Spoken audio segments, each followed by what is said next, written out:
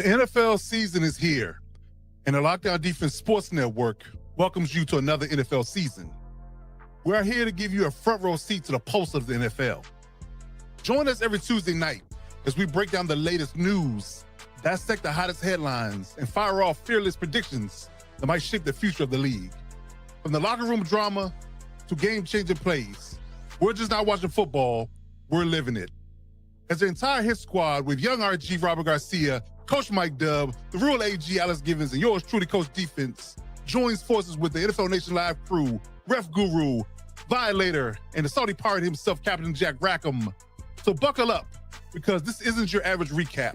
This is the Lockdown Blitz, where the takes are bold, the insights are gritty, and the passion runs deep. Let's go.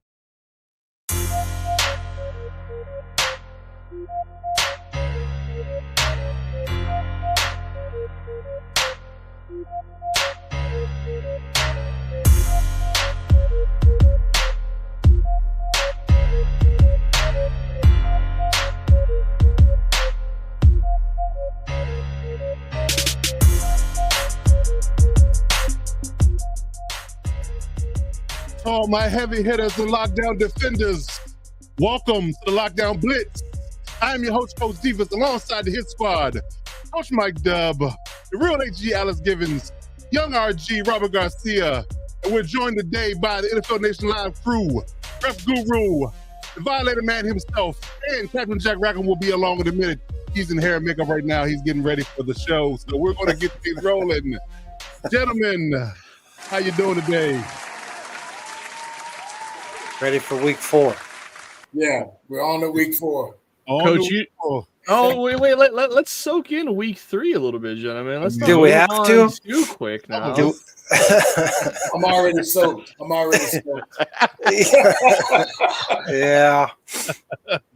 Let's bask. We're drying off now. Yeah, we're basking in the glory of 3 weeks of good football. Let's do it. Let's do it, indeed. But let's go around the room, man. Let's see how everybody's feeling. Check the vibes real quick. Coach Mike Dubb, how you doing, good brother? Welcome back. Fresh off your South American excursion. We appreciate to have you back in the building. You know, he almost didn't make it back, ladies and gentlemen. I want to let y'all know we almost lost Coach Mike Dubb, y'all. Yeah. We almost lost him. I think you muted, good brother. I think you muted. There we go. See, I'm still getting back. I got to work the mic. Yeah. There we go. Right. I did. You know, I'm all over the place, but I'm glad to be back just in time for week 4. It's an exciting season. I'm rested up, ready to go. Indeed. The real AG Alex Givens, good brother. How you feeling? Man, I'm doing good, Coach. Yeah, finally my team got a dub. So, hey, we enjoyed week 3 and excited to see what week 4's got in store. Indeed. Young RG Robert Garcia, good brother. How you feeling? Oh, Coach, it's all smiles over here, sir. You already know how I'm feeling. We're feeling great right now, even better than last week. Indeed. Ref Guru, good sir. How you doing over there? How's everything in Cali? Wet, but all right. I'm a little worried about the Ravens. Yeah, I saw my. Yeah, I tweeted I'm about not. No, I'm kidding. Just kidding. Knock on wood. Yeah. Better be a big piece of wood. Yeah. I got Joe Boo with me. We're going to be fine. That's Joe Boo. Joe Boo? Buddha, Joe Boo. I don't want to troll out of you two. Yes, indeed. The Violator man himself. Good brother, how you feeling? What's going on with you? I'm feeling great, but my team is not. And that's about the sum of that whole conversation. I hear you. But hopefully better days are ahead. They're just getting things going. It's still early. Hopefully. It's still early. Yes, indeed. So, yes, like I said, we'll get an appearance by Captain Jack Rackham here shortly here. He's having some, I guess you can say production things going on in the back. You know, he has to make an entrance. Y'all know how he is. Y'all know the vibe. So this is the Lockdown Blitz, our weekly NFL recap show. So we're going to get into everything that is talking about week 3. When I tell you week 3 was definitely one for the books. You watched our show from earlier today. We just might have had turned the whole league on its head this week. I mean, we can predict much of nothing that's going on. We struggled with bets. We struggled, with predicting lines. We did a lot of struggling this week and a whole lot of special teams play. That's for sure. We might even see Isaiah Rodgers' jersey in Canton with his performance with the Vikings. But Yeah, man, there's a lot going on. But as we like to open the show, we like to get some talking points going when it comes down to NFL officiating and anything that's quote unquote controversial that happened within the football week. So we're gonna get into our first segment of the week. We're gonna talk about some things about refereeing. Of course, we got our illustrious ref guru here. So we're gonna get into our segment called Ask the Ref. So yes, we're going to talk about anything that was controversial, any bad calls that went down and things of that nature. So to start things off, Ref, I want to talk to you about a couple of things here. There was a quote unquote controversial, not necessarily call, but there was a subsequent fine given out in regards to what you would call a leg whip.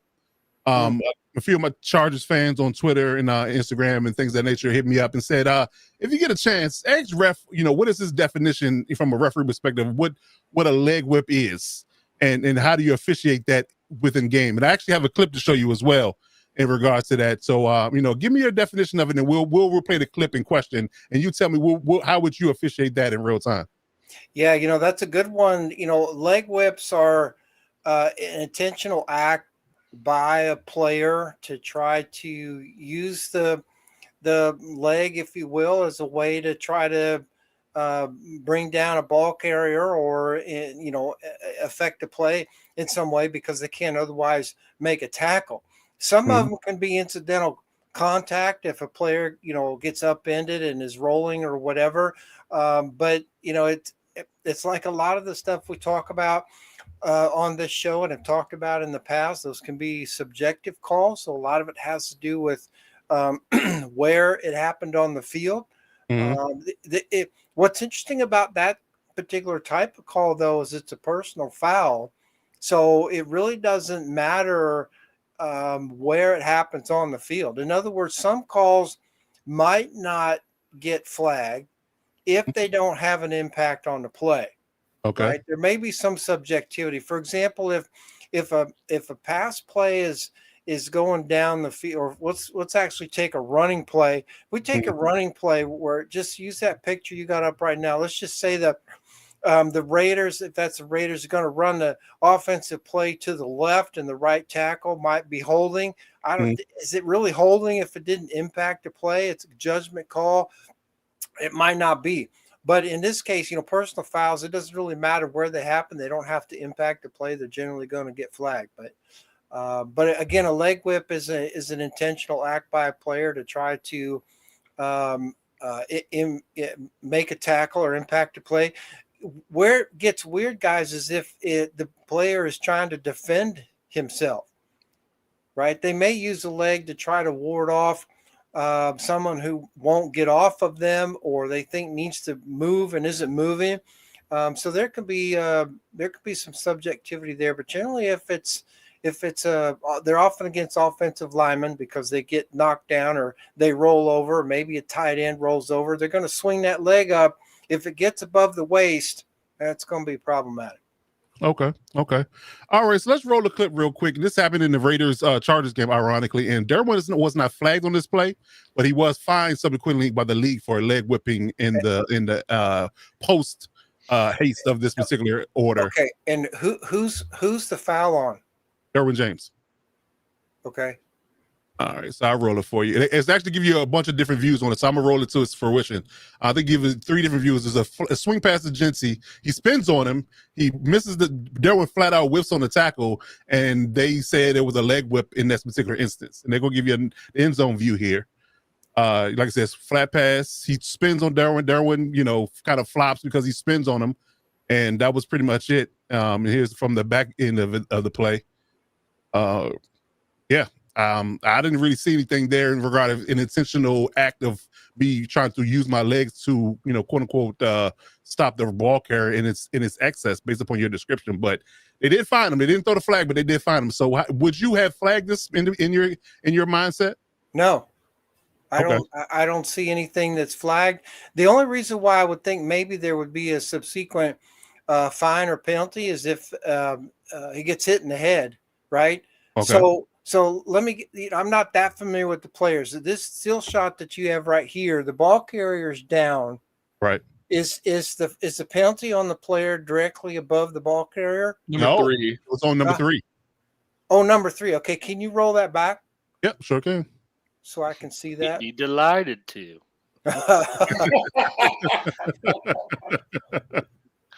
All right. So it happened here when he actually was going to tackle him. Genty spins on him and causes him to miss the tackling entirely. And they said because of the spin and his leg was out because of the spin, it kind of threw him off balance. He said it was a leg whip, according to what the league was saying. And I'll forward to you. Yeah, that's crazy. I don't know what they're looking at there that would be finable. I don't see a flag.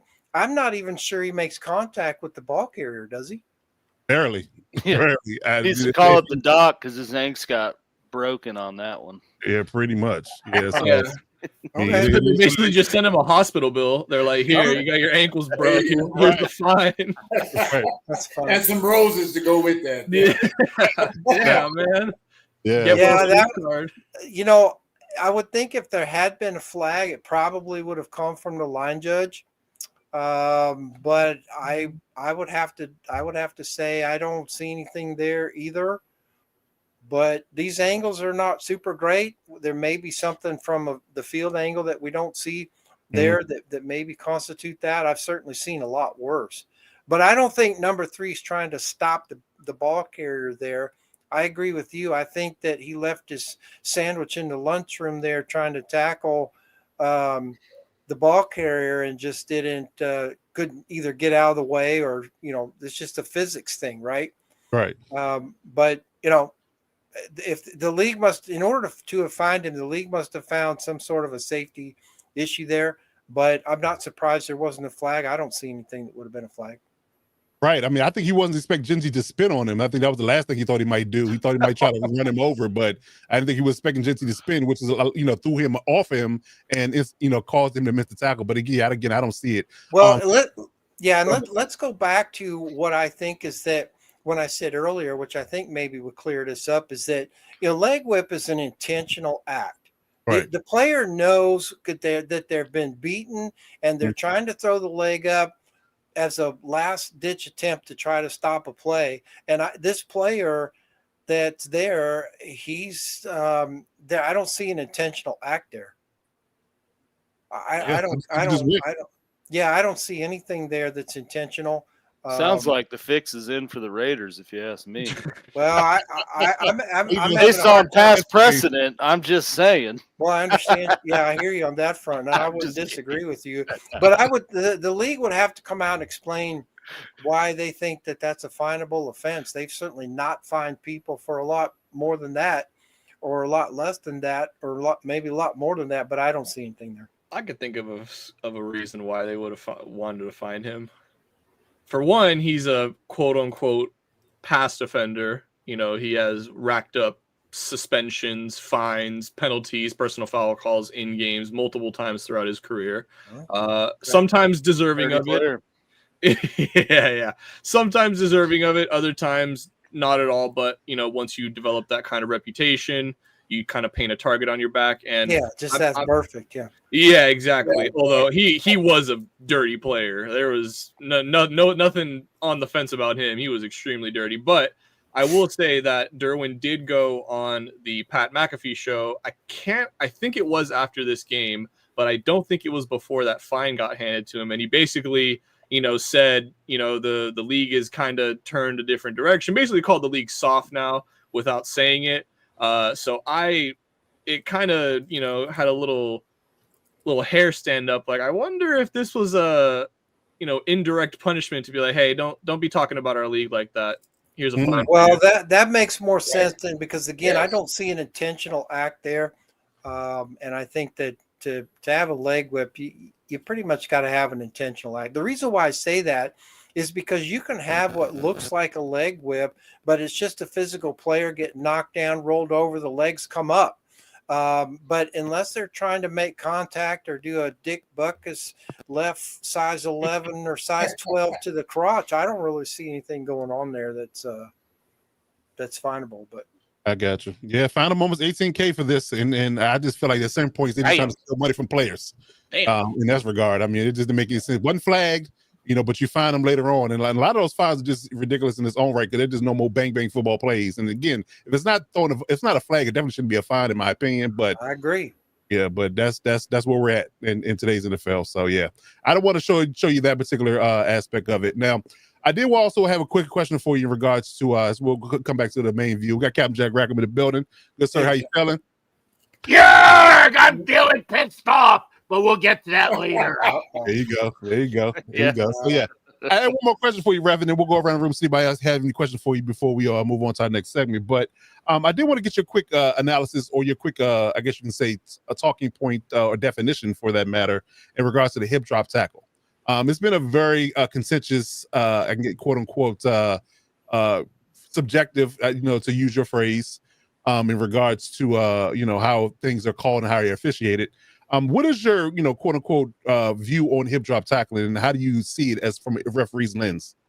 Well, for me, it's a fairly new phenomenon, if you will, as far as from the officiating standpoint. It might not be new from a football maneuver or football tactic, but here's what's going to happen with that. When they first started to try to do the horse collar, you remember it's like, okay, he's got to have his hands in the back behind his neck. He's got to have 4 out of 5 fingers with the thumbs out. And then he's got to pull them straight to the ground.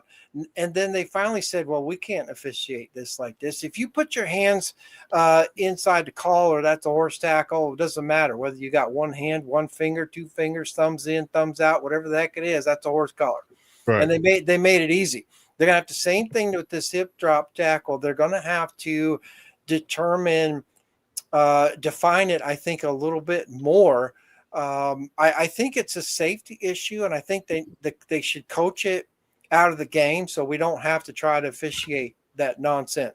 But if they're not going to coach it out of the game, for example, the league's going to get with the owners, and they're going to say, do you want this out of the game? And the owner's like, no, it's football. Okay, well, then you got to go to the coaches and say, we'd really like for you to coach us out of the game. But if you're not, then it comes down to the officials, because they've passed the first 2 tiers of we're going to let this go, just like the tush push, right?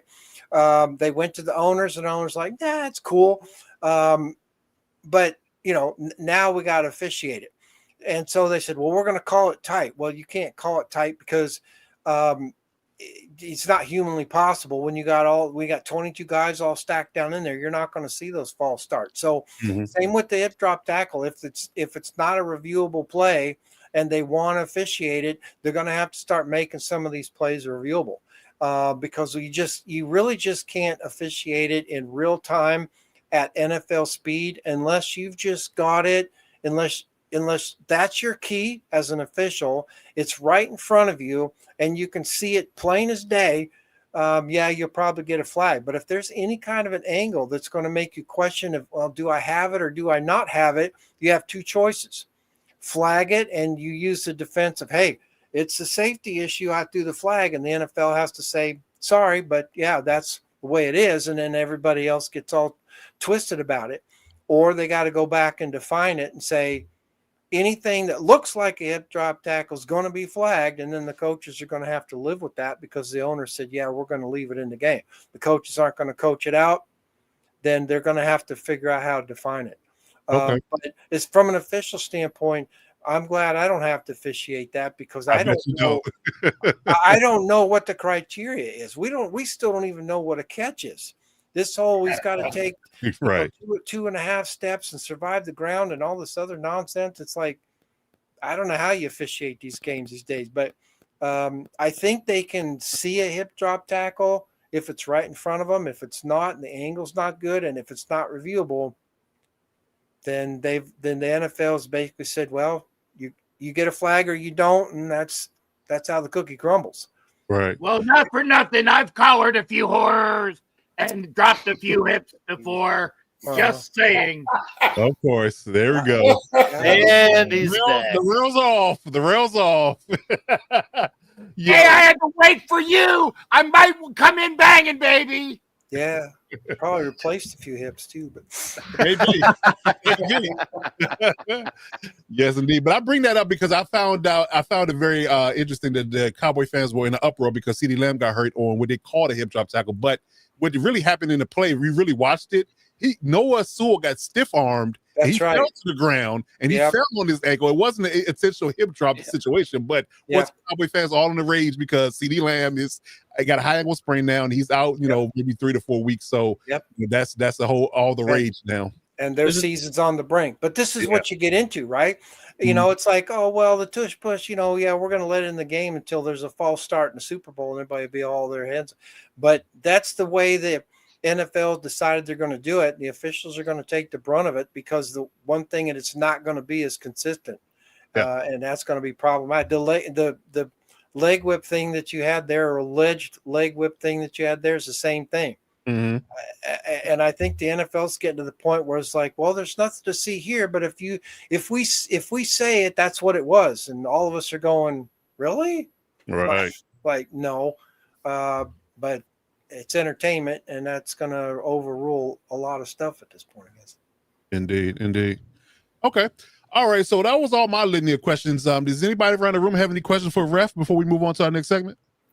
I was going to piggyback on what Ref just said about the officiating, the flow of the game. Here's my take on the league. Anything that slows down the flow of the show, they have issues with it. Now, they got new camera angles now. The electronic change now. So they're bringing all the technology in. But like we're talking about, the game is a contact sport. And that whole hip drop thing, it's like, well, how do you expect somebody to bring down, just say a Mr. Henry, for instance? Yeah. Nobody wants to go head up with that anymore, looking at a business decision. So, hell, you're going to try to grab his hips and slide down and hope he falls, Right. Yeah. And here's the thing, and that's a good point, V, because if they made all plays potentially reviewable, then they would be able to, if you wanted some plays, you can't slow it down and say, yeah, that's what we have. And for those types of fouls, you absolutely can do that, because you can define what a hip drop tackle. If they've defined that it's a foul, then they have to have established some ground rules for what it is.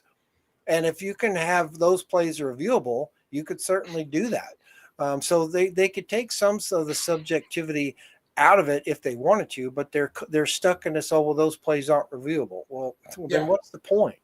Right. There you go. If you're not going to be consistent and you're not going to have all plays reviewable, well, then all you've got is a giant mess, and that's why we have a show every week, because basically that's what we have in a lot of cases, is a giant mess. Yeah, that part too. So yeah, I definitely agree with you there. There's a lot, just one big mess in certain regards, but I guess they're quote unquote trying their best, right? Jack Kenner had a question about ear hole tackling. I'm not sure if I'm going to explain this right. So, Jack, if you want to quote unquote give us more details on how you feel about it. I think he followed up with it the second time. Okay. So he does it like tackling, I guess, pause if needed here. A finger gets in the ear hole and they pull him down by that way. The wet willy tackle. There we go. Yeah. All you can do is get him to the sidelines and fit him for some BTEs. I'd be like, you need to get tested after that, I think. I mean, it's not a face mask. It's technically not a foul. You could probably maybe call it a personal foul, depending on the severity of it. Could you call it legal hands to the face or legal hands to the head? Not really. To the ear. To the ear. Because here, but hip slap tackle. Gave him a really 15 yards. But your question there is good, because oftentimes for an official, the question is what's the impetus for that? If a player goes up there and shoves his thumb into the guy's ear hole and yanks him down by the helmet, that's going to be a foul. If in the course of making the tackle, his hand gets up in there and that thumb manages to get in there, he doesn't take it out, and he pulls the player down to the ground, not just by the ear hole itself, but by everything else, that's not a foul. So you have to ask yourself as an official when you're officiating these plays in real time at NFL speed, what was the impetus for that? And if it looks malicious, it's probably a foul. If it looks incidental, it's probably not. So that's one way to look at it. Right. Yes. I'll tell you one thing. I think we need to trademark one of these names for when that takes off. Yeah, you might be right. You might be right. You might need a patent. We need our money for that one. Yes. We get into the realm of officiating the game like necessary roughness. 50-yard penalty. Hugusu Aval thrust to the quarterback. Kick to the up back. Never mind. Yes. It's a field goal. It's a field goal. The call that got me over the weekend was the 3rd and long. I think the Chiefs had, and then they called illegal contact on that. And I'm like, you've got to be kidding me, right? I mean, just bail the Chiefs out of a 3rd and long by giving illegal contact. There was no illegal contact on that play. I don't know which one you're not by definition. No, I don't recall that at all. No, I mean, I don't know if you think of the one I'm thinking of. I'm like that look. I'm not going to argue with the ref, but to me, I'm like, yeah, it looked like a penalty. But hey, whatever. It's always subjective when it's your team, right? Yeah. Well, I don't know. I don't have the footage queued up.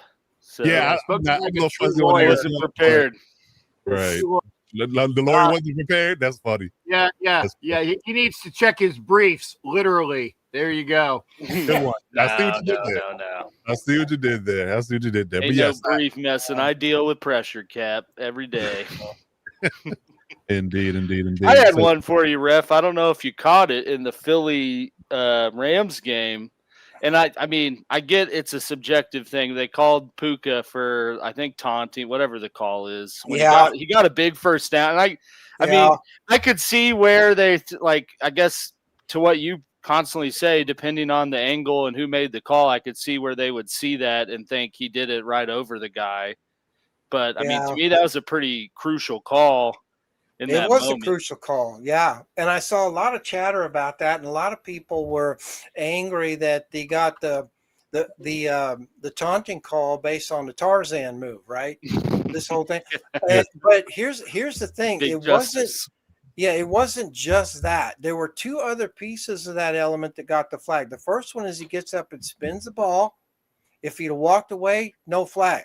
He gets up, he spins the ball, he sort of stands over the Eagles defender, looking down a little bit, kind of stands up over him, and then gives it a Tarzan move. 3 strikes are out. If he'd have done any one of those things without the other 2, probably not a flag. But he gets up, he spins the ball, he kind of stands over the player, and then does this. I'd have flagged him all day too. Yeah, so the Rams Kringleberry method. Yeah, dude. 3 pumps is a penalty. Yeah, we know that. Fans can bitch, scrap, and complain all they want to about that call, but when you're on the road like that, and you're in Philadelphia, and you're an official, and you want to get out of there without your cheesesteak being full of staples, you're absolutely going to flag that. Cheesesteak full of staples, Jesus.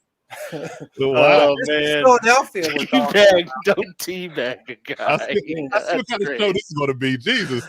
I had another one, ref. It's not related to NFL, but teabagging or NFL. But I don't know if you caught the Auburn Oklahoma game, and that, I did. I'm sure you did. I'm sure that's been making its rounds. Yeah, but I missed it. What happened? Well, they didn't. What I guess it was Auburn or no Oklahoma acted like they were going to sub someone off. Yeah, and then didn't, and then scored. But the ref should have stopped it to let Auburn sub. Yeah, and so they just called it a touchdown. Yeah, so like the hidden player trick. Yeah, basically a hideout play. Yeah, this whole substitution thing is gonna blow up, y'all. And if the fire wasn't lit already between the college and pros, it's lit up now, and it's lit up for a couple reasons. First of all, the players basically got to come into the numbers, if you will, between plays. But the coaches have figured out how to creatively do this substitution thing. Not so much of the hideout, although the Oklahoma thing should have been exactly that, because that was that was basically plagiarism of the playbook at that point. But the NFL has gotten to this point now too. You've seen these umpires come in there and hold the offense up because the defense is supposed to have time to do substitution. Look, this is pro ball. If you can't get your players in and out on substitutions, snap the ball and let's go. This holding up the offense, especially in a hurry up offense, but it is a problem. And I think that the defense just needs to be on the be ready to go. But the coaches have figured out that they can do this fake substitution, if you will. And it's confusing the defenses to the point now where the umpire basically has to come in and say, okay, is the offense substituting or is the offense faking like they're substituting? In other words, a player starts to come in, doesn't come out to the numbers, and he goes back off. Well, the defense has to have time to adjust. And so, or you send back in the old days, they used to send 13 guys out into the huddle and send one guy back so that you didn't know who was coming in and out. So this is going to be, we're going to see more of this. This is going to be problematic, and it's going to rear its ugly head in the worst possible time. They're going to have to figure out how to get the coaches to coach out of the game this artificial substitution thing. It caught the Packers and the Browns. It definitely caught Auburn and Oklahoma, and those SEC officials will pay for that. I can promise you that.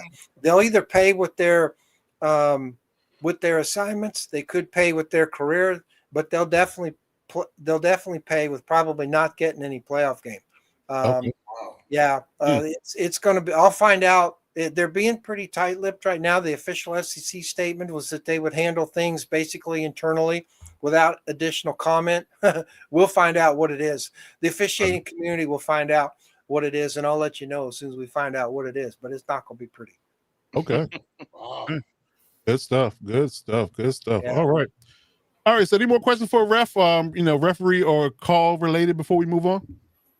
Cap, real quick, you called me earlier about the play in Washington. Yes, sir. On that punt return for a touchdown that gave Washington the 27-10 lead, the Raiders player, the gunner, if you will, he went out of bounds. And because he didn't go out of bounds by being blocked out, and if he's blocked out, he's got to make an effort to come back in immediately, or what they call the next opportunity. You can't just run down the sidelines and decide to come back in for the same reasons we just talked about Oklahoma. But if you go out on your own, you better stay out. And he went out, stayed out, and that's a flag. So they got the flag. And when I said to you, when I saw the play on 360, it looked like there was another flag. It was not another flag. There was only one flag. The other thing I thought was a flag was a yellow shoe being worn by one of the Commanders players. I thought was a flag. Okay. They got me on that one. I was there, and I called ref earlier. I said, Whiskey Tango Fox, and that's not for what the flag, the guy that's in our chat. I said, I saw not one, but two flags on the field, and ref clarified what the penalty was, because we were all thinking, it's either a block in the back or an illegal. So we're all going like this, like a holding, like, yeah. Oh, by the way, Mike, you kicked our ass, but I'll take care of that one real quick. It was horrible. I'm like, are you kidding me? Because I see two yellow things on the field, and then it kind of picks up to, well, that was nothing. We're gonna screw the Raiders, but it was legitimate. It was legitimate as coach. It was a good screwing. It was a good screwing. Yeah, I know that girl. Anyway, the other flag walked away. Yeah. Unharmed by anybody. Indeed. Okay. Oh, the shoe. Okay, then I was like, I see two yellow. So never mind. But it was fun to watch, but not fun to watch in that time. Missed you much. Right. But hats to you, brother. Indeed. Okay.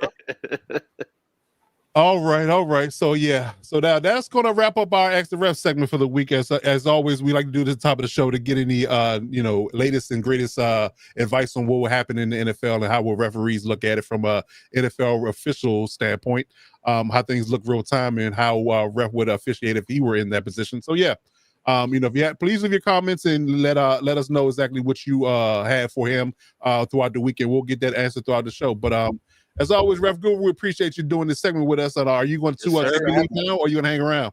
I got to go, but I appreciate being here. Thank you all very much. Appreciate all the questions. Get your best information on wet willies and tea bags right here on this show. That's right. Yes, Yeah. Indeed. Ladies and gentlemen, everybody, Ref Guru.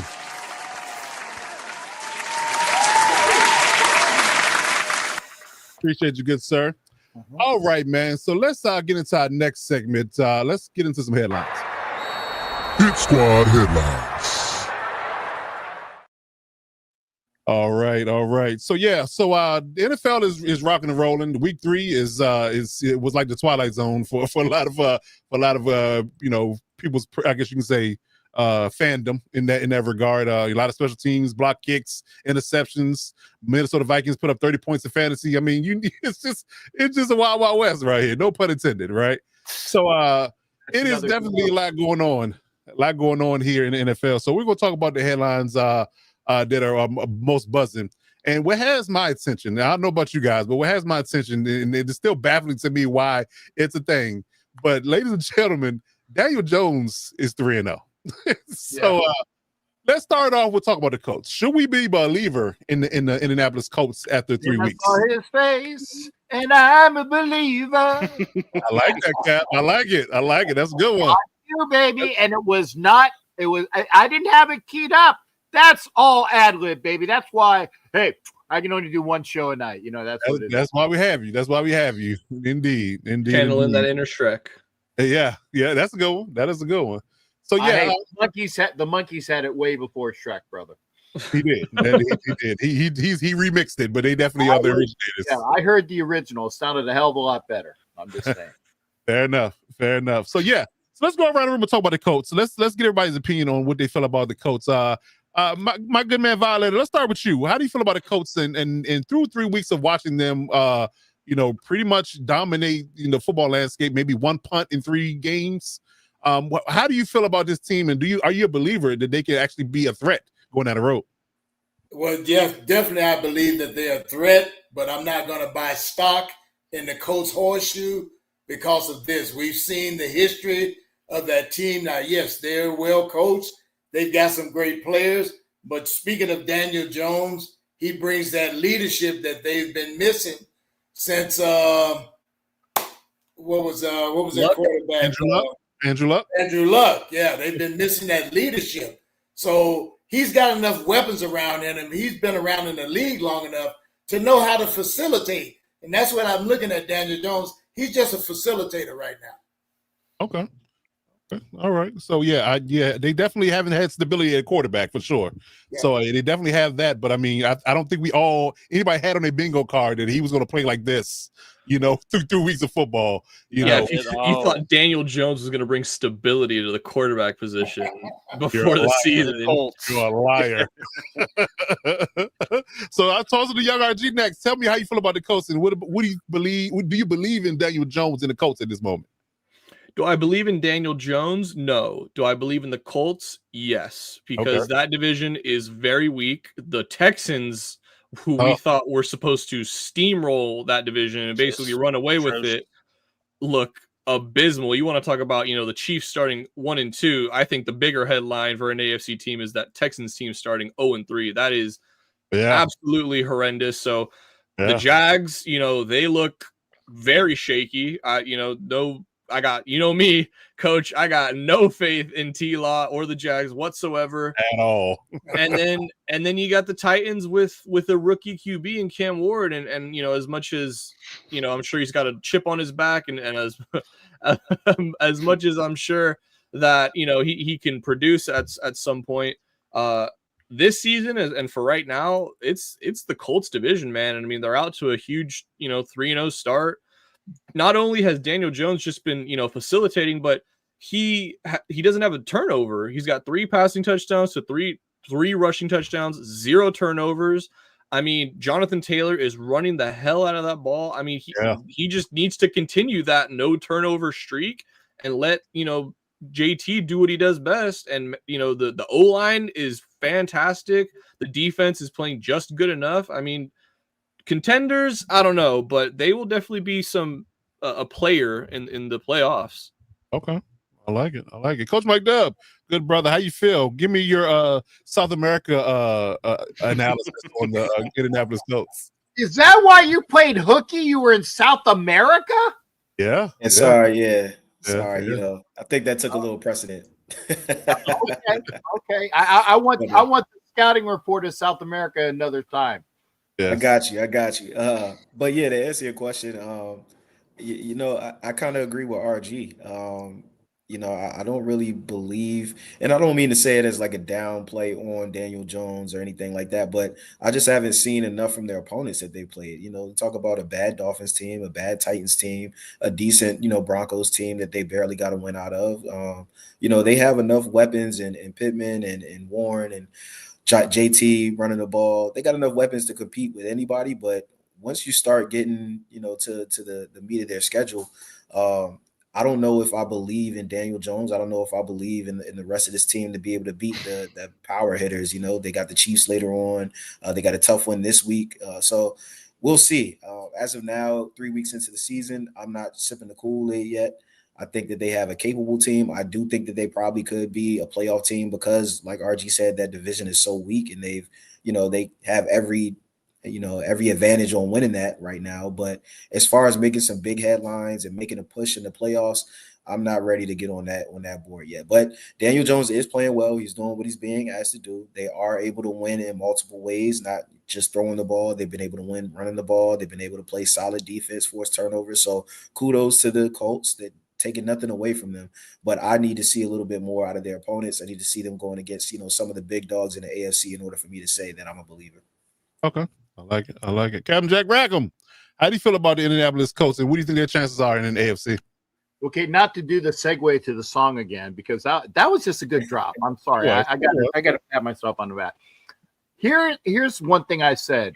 Let's go back a couple drafts ago when a certain team drafted Daniel Jones and some Giants fans. I was there at the draft. I was right behind the guy who had the Raider meme of with the Cleve Farrell. I was right next to him.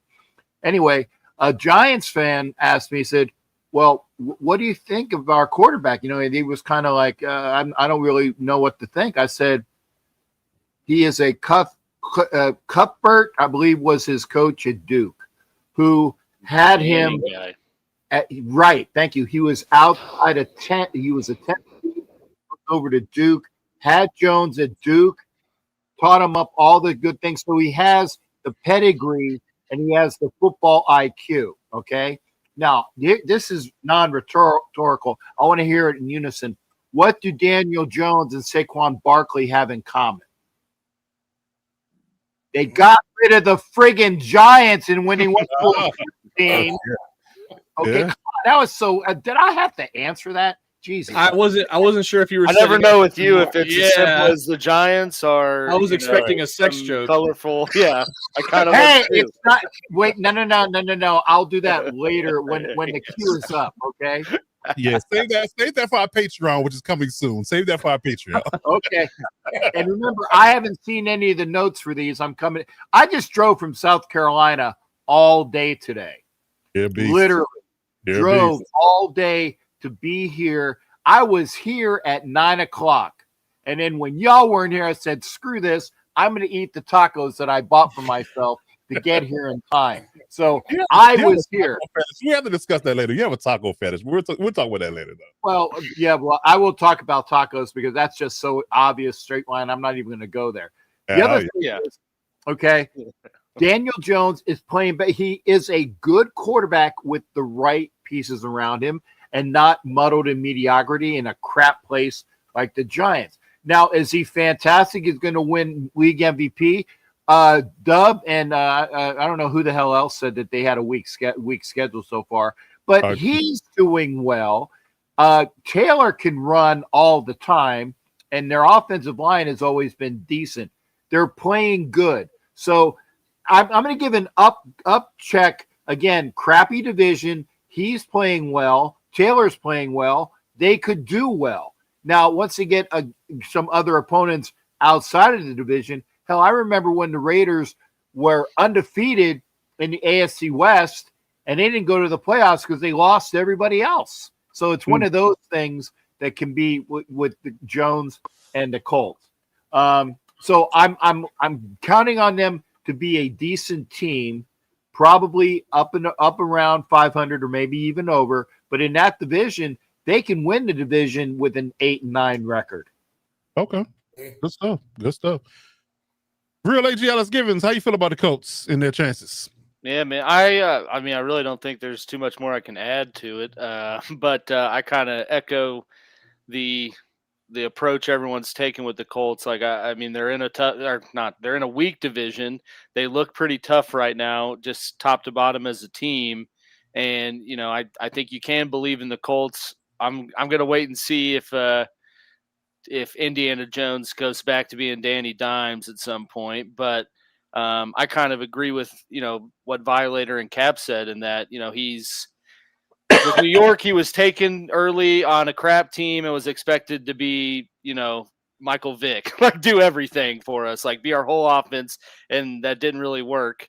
And then you see him now where he's not asked to do that. He's just asked to be a game manager, take care of the ball, and just have sustained drives. And it's working right now. I think this week will be a big test. I know we kind of said that with week 2 with the Broncos, but that's early in the year. Like, people are always figuring stuff out. Like, let's not forget, I think 2 years ago, Broncos lost like 70-0 to the Dolphins, and then their defense didn't give up any points the rest of the year. So I think week 2 is a little too early, but they do play the Rams, who are coming off of a pretty close game with the Eagles. Probably should have won. So I think this should be the test of, you know, are the Colts is Daniel Jones for real, you know, this week.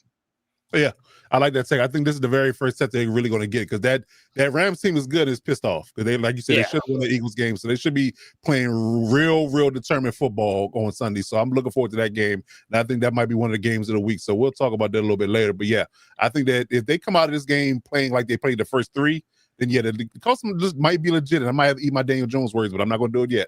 I'm not a believer yet, me personally. I've seen too much blundering from Daniel Jones to believe that a 3-game sample size is going to make me think he's a Pro Bowler. So he's on his last crusade right now, though. Would you not say that he's playing a hell of a lot better than Richardson has played? And again, this is from a Gator. This is from a Gator. We'll say that, yes. Richardson is a hot mess, and I'm being kind because I could go a lot worse. Yes. And at least he has the pedigree and the knowledge to be a good quarterback. Every QB in this league deserves a shot more than Anthony Richardson, dude. That man took himself out of the game, no injury. That's all I needed to see from him. He was tired. Yeah, because get the hell out of here, quarterback, bro. Get out of here. What? Nah. Respectfully, like, that is the one thing that is an automatic no for me. You take yourself out of the game when you're driving. Your team is looking at you as their leader, and you're like, "Hey, y'all, I'm gonna take a couple plays off."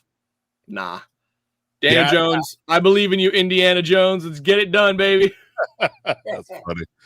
That is funny. So yeah, we'll see. But it's still a wait and see for me personally. We'll see how things flow. But yeah, we'll see how things change or maybe not. You know, when they face a little bit of adversity. So yeah, I'm looking to see more from the Colts for sure.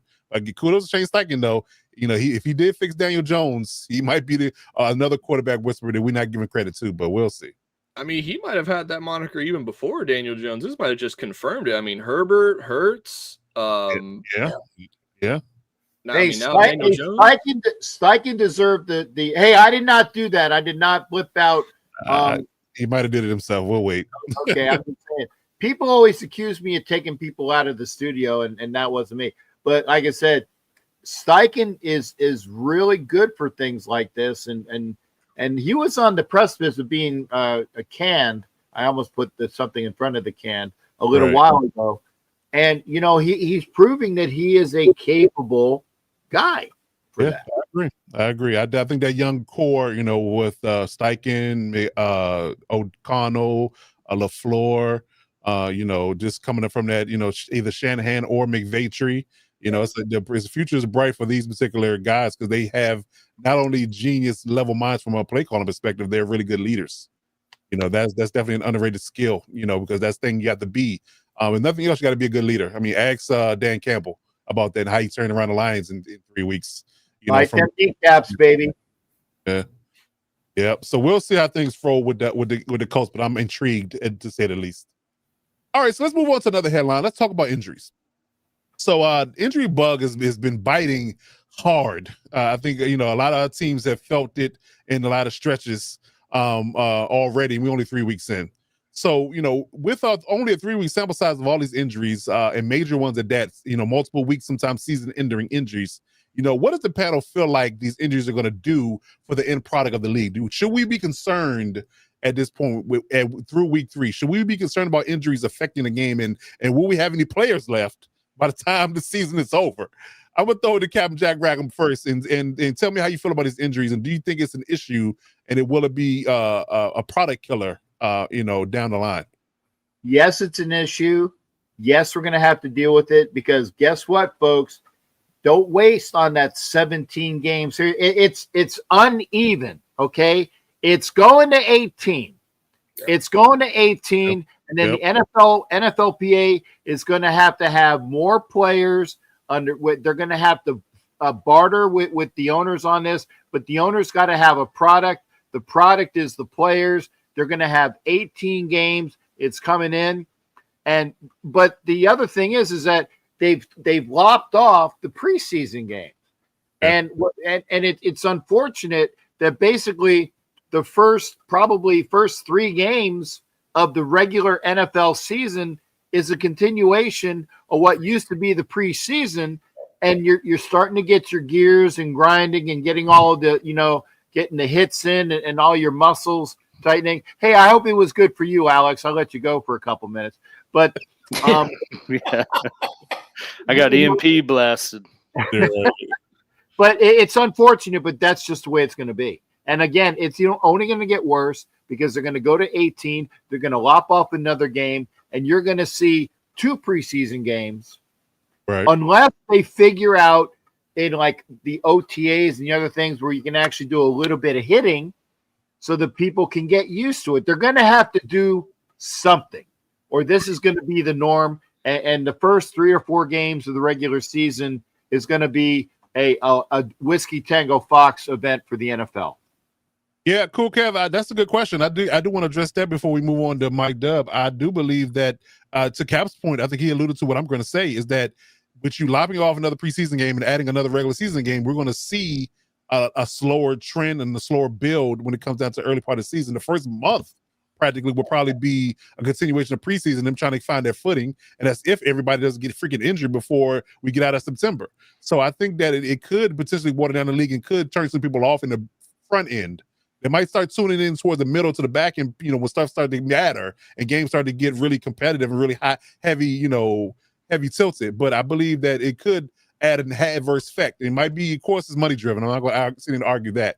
But outside the money aspect of it, them generating more revenue for an extra game, it could ultimately water down the front end of the season, and people will kind of tune out in the sense where they say, I only kind of do what the NBA do, what people do with the NBA. They don't tune into the All-Star break. People would start tuning in NFL at the bye week. Week 10, week 11, week 12, and things started to really get hot and heavy. So that's a good question. I definitely like that. It might be a thing. I'm sorry, Coach. I tune in June. That's when I tune into the NBA. I'm kind of on Cap's side on this one. I feel like, the expansion to 18 games is obviously coming. That's no doubt about that. I think with that, we're probably going to get another bye week. I think 2 bye weeks is something that the NFL needs to strongly look at. DZ mentioned it earlier, increased roster spaces, or sizes, I should say. So there is going to be some adjustments that need to be made, internally once the expansion to 18 games is made. But I think the other thing with that is, with these other sports, baseball, basketball, even hockey, a lot of these viewers won't tune in, like you mentioned, until the All-Star breaks, until about halfway through, because those early, 2 months of the 3 months of the season don't really mean too much. With football, however, even with going to 18, that is still a microscopic amount of games for an entire season compared to, you know, what some of these other sports have. So I think regardless, you're still going to get people that are tuning in. You might even get more viewership because of it, just because people want more football. I think, you know, cut down another preseason game, add another regular season, the second bye week, like I mentioned.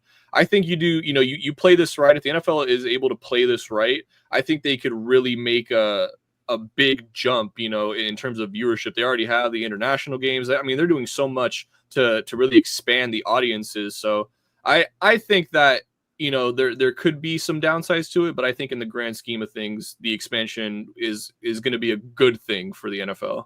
Okay. The NFL wants the Nets. I'm sorry. I apologize. I'm so friggin' revved up from being on the road. Okay. The NFL wants was it the President's Day holiday that's in February? They want that as the off day after the Super Bowl. It makes so much sense, and they will get that schedule to 18 games so that the Super Bowl is on that Sunday before President's Day. It's so friggin' obvious. Even a clueless wino in Pickett City can figure that out. Okay, Coach Mike Dub, how you feel about these injuries, and what's the ramifications of it for you, in your opinion? Yeah, well, you know, to touch on the question about the 18 games, I do think that it will affect the product. One thing that I've noticed, similar to what Captain Jack says, is, you know, when you take away the preseason games, the biggest difference that I've seen, and I haven't been watching the NFL for, you know, 50, 40 years. I've only been around for, you know, a little over 30 years watching it. But one thing that I've noticed is that 60, man, Jesus. I mean, I'm just saying, you know, like you got some context behind there, but I can see the same context of the last 30 years is that when guys play less in the preseason and then they jump straight into it, there's no revving the body up. You know, so you take away a preseason game, and then guys go from not playing at all to just playing 60, 60-minute quarters and going full speed. Your body's not used to that. So, you know, with the practice schedule not being what it used to be, guys being, you know, more explosive athletes, of course, I think there's just a change in how guys condition their bodies to be able to play full seasons. And when you don't have a preseason, you know, or when guys don't participate in the preseason, which because people are afraid of them getting hurt. And remember, one of my takes for the preseason was, you know, shout out to there not being a whole lot of injuries. You know, I spoke way too soon, because the reason why there weren't a whole bunch of injuries is because they were holding those guys until now, and now they're getting those injuries. So, you know, I think a few things are going to have to start happening. Guys are probably going to have to start participating a little bit more in their preseason and in training camp to get their bodies conditioned.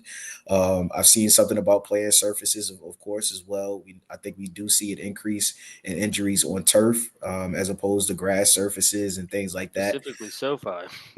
Yeah. Right. And I mean, another thing, you know, being a coach, one thing that I've noticed a big difference now between previous years is even the equipment. You know, guys don't wear the same equipment that they used to have. Now, a lot of these injuries are non-contact injuries, but the wear and tear on your bodies, they're not wearing those big neck pads and, you know, those huge pads or anything anymore. Guys barely wear any lower body pads. So, you know, you start getting thigh contusions, all those things, they start to wear on you. So, of course, you know, just evolution of the game, all that is going to happen. But I do agree that I agree with that. Should be all grass. But I do agree that increasing the games will affect the product, and eventually guys are going to have to start participating in preseason to get their bodies used to the wear and tear of, you know, a full game, full season. You know, so it's interesting. I'm not in favor of it. I'm an old school guy that keep it at 17 games or 16 games. I wish they would have, but I know it's coming. We just got to prepare for it. Indeed. I agree. 16 was a good amount. It was a nice even number for me. It was a nice even number for me. I liked it. It just made so much sense. 4 divisions, you know, like, or 8 divisions, like everything was in multiples of 4. Yeah. Well, it was perfect. Robert Garcia could figure it out. 4, you know, 6, you know, like 4. I was like doing the math in my head. I'm like 4. Okay, yeah, that's 8, right?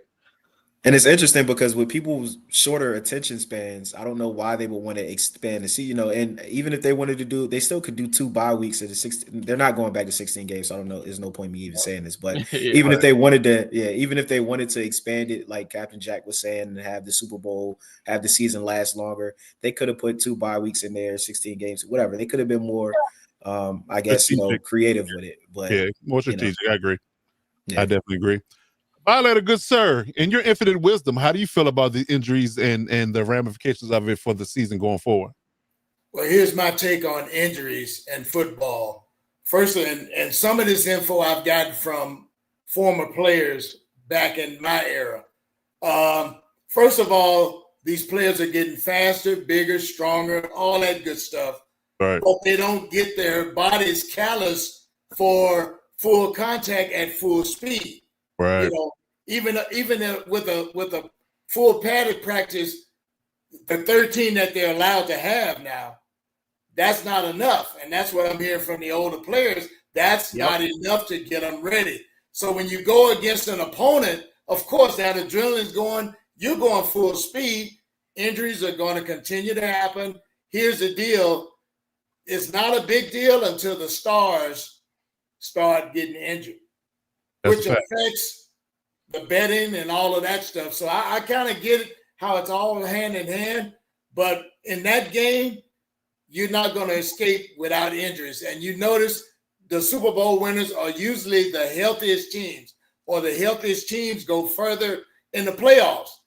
If your stars are injured towards the end of the season, you can pretty much hang it up.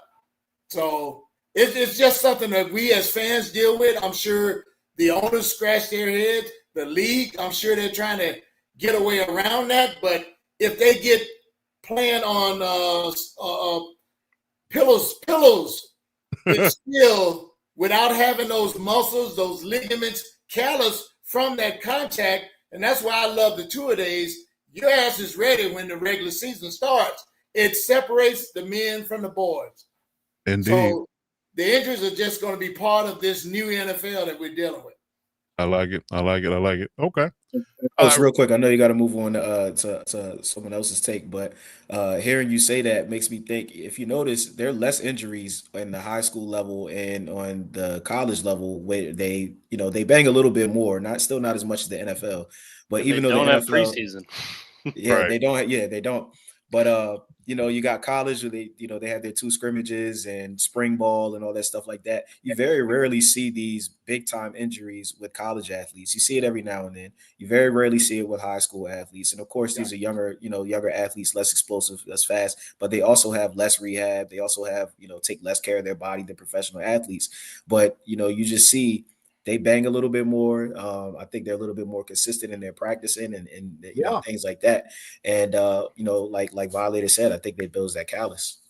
It does. I mean, as a former player, I can tell you, I can attest to the idea of having your body be out of football shape versus in football shape. It is definitely a war of attrition. You can practice, you can do all the weightlifting, running, skills training, all that good stuff in all the off season in those, 4 to 5 to 6 months that you have off, right? But until you put that helmet on, so you put them shoulder pads on, you start thudding with another man in front of you. It is a whole different level of, getting yourself in football shape. When they say football shape versus regular in shape, that is a real thing.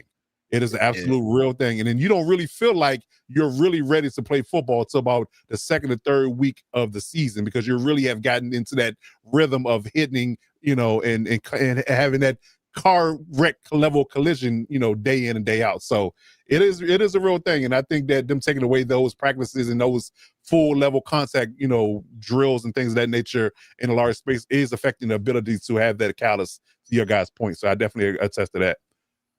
AG, do you got anything to add to this particular topic before we move on? No, not really. I mean, I kind of was out for half of it, so I don't know what everyone said. But I mean, I agree with all the points everyone was making. But I mean, I just it's kind of an assumption of the risk when you play the sport. I mean, football injuries just go hand in hand. Like, it's going to happen. Some years, some seasons are worse than others. It's just part of the game. But I do think that turf can play a factor into an increase in injuries are just some. I mean, I feel like we've seen a lot more Achilles injuries lately than in the past when people were just playing on grass.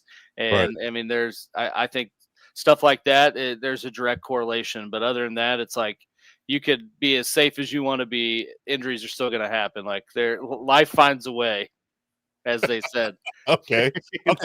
Malcolm. Yeah. Getting deep here, a little philosophical. Well, there it is. Yeah. Chaos. Chaos theory. I like it. Yeah. So so to put a bow on this topic, I think that the NFL the addition, it could be by subtraction.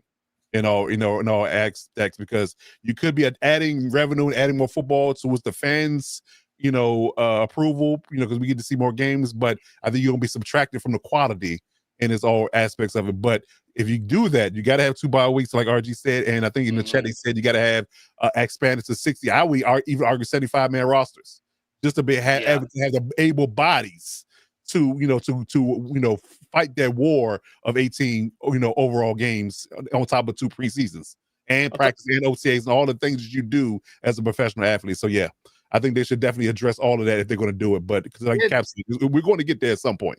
And the NFLPA is like, yeah, give me all of those players. It's the owners that have always been I won't say what my word is for the last several months. It's the owners that are not pay all that in favor of it. The owners are not in favor because they got to pay them. That part. Yeah, got it. Gotcha. Okay. Good deal. Owners love a good new TV deal, but they hate having to pay more guys. Yeah. Absolutely. Offer more games, just with less people. Indeed. Okay. All right. So let's move on to our next topic. Let's talk about this week 3 in its entirety. Let's get right into it. Right. So let's talk about your biggest upsets and biggest disappointments for week 3.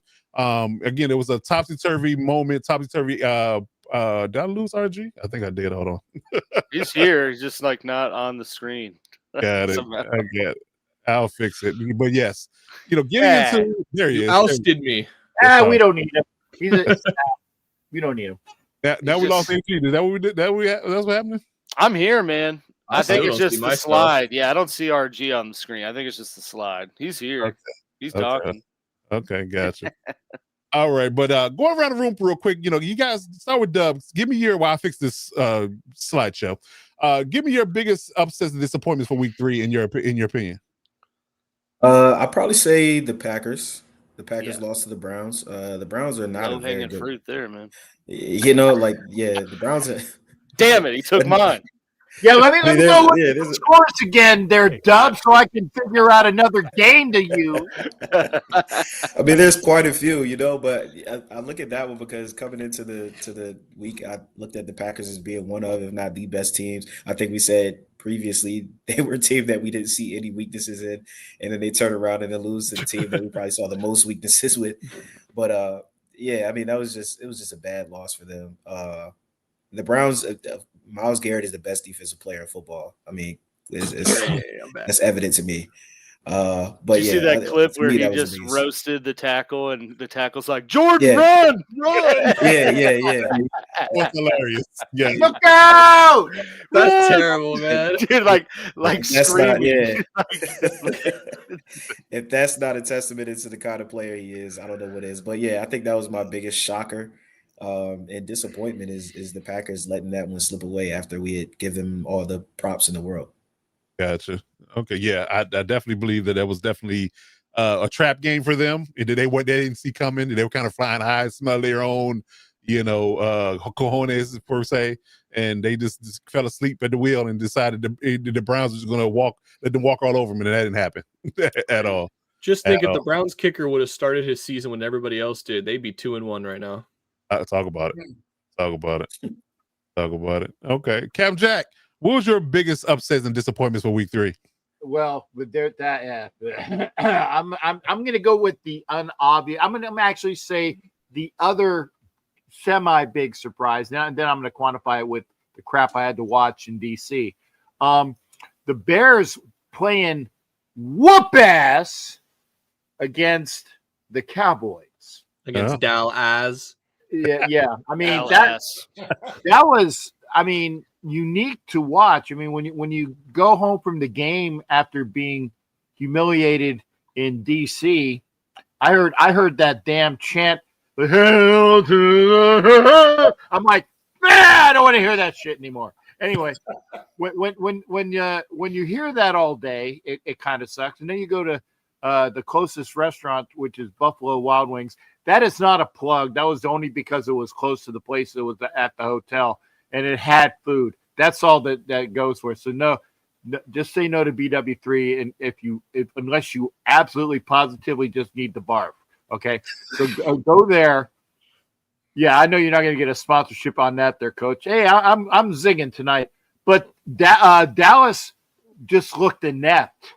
Every time I looked up, it looked like the Bears were scoring again and again. And of course, that's not good for my Raiders, who have to play the Bears this next week. And I'm like, can we catch a break? And by the way, this is the other thing. If you want to beat the Raiders, make sure you have a backup quarterback playing for your team that week, because we cannot beat backup quarterbacks. It's true. I mean, the Bears a couple years ago had Tyler Bagent. You had Marcus Mariota, and I said Mariota's going to give us a better game than Daniels was. I'm sorry, Dub. Mariota was gunning, and it's like, hello, you know the guy can't throw, but they ran their asses off, and it's like, oh, what are they going to do? They're going to run the ball. So that's a combination for you there, Coach. That's a 2-for-1 on your question, brother. I appreciate it. Appreciate the take. Hey, G, what's going on in your mind and your zeitgeist about your biggest upsets and disappointments of week 3? Yeah, I mean, I think the biggest disappointment outside of all the ones that were already taken and or mentioned, I think about 12. Well, you talked about the Raiders. I wasn't going to do that one. So, oh man, don't make me turn my butt around on you. I haven't yet to do this yet. It'll happen at some point, I'm trying not to. But I think the Ravens, just the way they looked in that Monday night game. I mean, we knew it was going to be a close, hard-fought game, and I mean, it was close in the scoreboard, but like watching it, it didn't really feel close. And I mean, they gave up like 200 and almost 250 rushing yards, and it's just just like what's kind of been the identity of the Ravens to me, with the stout defense, like manageable enough offense to get things done. It's like just been flipped on the script this year. They have like no defense, and they're just in these track meets to try to outscore people. And it hasn't worked so far this year. So that was in the fourth quarter. Oh yeah, that too. Yeah. But I think just from the defensive perspective, like they just look so bad. I mean, I get they're playing like a tough strength of schedule and like top tier opponents, but man, like I said, it just like that Monday night game did not seem like an 8-point loss just watching it. No. So, and I think the Ravens are starting to have this, ongoing problem in the early part of the season. Like last year, they had the same problem, and 2 years ago to the point when Miami put up like insane numbers on them in the fourth quarter. They start slow defensively for some reason. They got great personnel. They give up points after points. Somehow or another, in the middle of the season, they kind of figure things out, change some things around, move some people around, change some personnel, and they figure it out. But their defense has been porous in the first part. It shouldn't be. I mean, they got one of the best middle linebackers in the league. 2 beast safeties, like good corners. Like D-line. Yeah, there were a few guys out, like Jair. I mean, he hasn't really played that. I think Matabuke was out. Yeah. Van Noy was out. Their run defense was terrible. Yeah. Oh yeah. So I mean, so I guess like you said, they do kind of always start slow, but it just defensive wise, just looks bad so far. I'm sure it'll all change this week. But Chiefs, right. Chiefs offense may help them with that. That's got to be a Harbaugh thing, man, because I saw a stat the other day where he has the most double-digit fourth quarter leads blown. And like you're talking about John, not Jim, right? Yeah, I'm talking about John. We are talking about the Ravens here. Yeah, no, I'm definitely talking about John. Yeah, so that is that's not a nothing stat. There's been a lot of a lot of harp on the recent years about Chargers charging games away. The Ravens have been doing their fair share of it as well. It's just kind of gone under the radar because they've made the playoffs so consistently. Lamar wins those MVPs, and they win their division constantly, honestly. Yeah. So it really doesn't go seen until they, ultimately flame out in the playoffs. And that's because Harbaugh's gotten one of these. So. A Charger. Raven's going to Raven? Nah, it has no. No. That's why I didn't even say that, Come on, man. It has zing. It has, rhythm. Harbaugh's taking the zing right out of it. Okay. It's still week 3. Yeah. Still week 3. It is. Yeah. And we're So to you, RG, do you have anything that's upsetting or disappointing for you for week 3? Yeah, I mean, it's pretty obvious, man. The Falcons have to be the biggest disappointment of the week, man. Yeah, I was talking about a last game that was somewhat close in the scoreboard. This game wasn't close at all. 30-0 straight shutout. Beat the brakes off him, as Uncle Shay likes to say. And I mean, this wasn't even I can't even be like, oh, Bryce Young coming out party. No, this was just Michael Penix, man. Or should I say Michael something else? Because that's what he played a lot like of this past week, man. Damn, bro. Two picks, I think 2 picks. Were they both pick sixes? No, one of them was. One of them got very close. He almost had 2 pick sixes. One of them did go to the crib. One got tackled right at like the 10-yard line. But, I mean, just an all-around abysmal game from Penix. Not even 5 yards per attempt on his throws. Brutal. I mean, that is just abysmal. And for everybody that was saying, the Falcons have a really good chance to take a leap this year, and the division is very weak. They can easily make a wild card spot. And man, it's that division might be even worse than we thought, and we thought it was pretty damn bad. Yeah. Good point. Violator, my good sir. Do you have anything that's upsetting in your mind or disappointing for week 3? I'm going to say the upset one for last. Biggest upset to me was Detroit going in there, like somebody had said earlier, and just handling the Ravens on their home field. Oh, yeah. Since I've been watching them, or since Lamar Jackson came to the team, I've noticed once you get in his head early, which something happened that just threw him off his game early, he usually does not recover, and that was case in point was last night. And the physicality that Detroit brought on the road, man, that's what you want to see. That's playoff football to me right there. They came out of the gate smacking them around, and of course, Derrick Henry had his yards, but then he had that unfortunate fumble, and that was a turning point of the game for them. Biggest disappointment was the way my whole team, special teams, defense, and offense performed in Washington. It was an abysmal showing. They should have let some of the fans go and them stayed at home. It would have hurt us a little bit less. But to just not show up, man, it's just, and that's something they got to fix. I don't know what's happening internally, but Cap knows. When we get that gut feeling something's not right, we're usually right. Yeah. When that Spidey says to get a tingling, you're typically not wrong, right?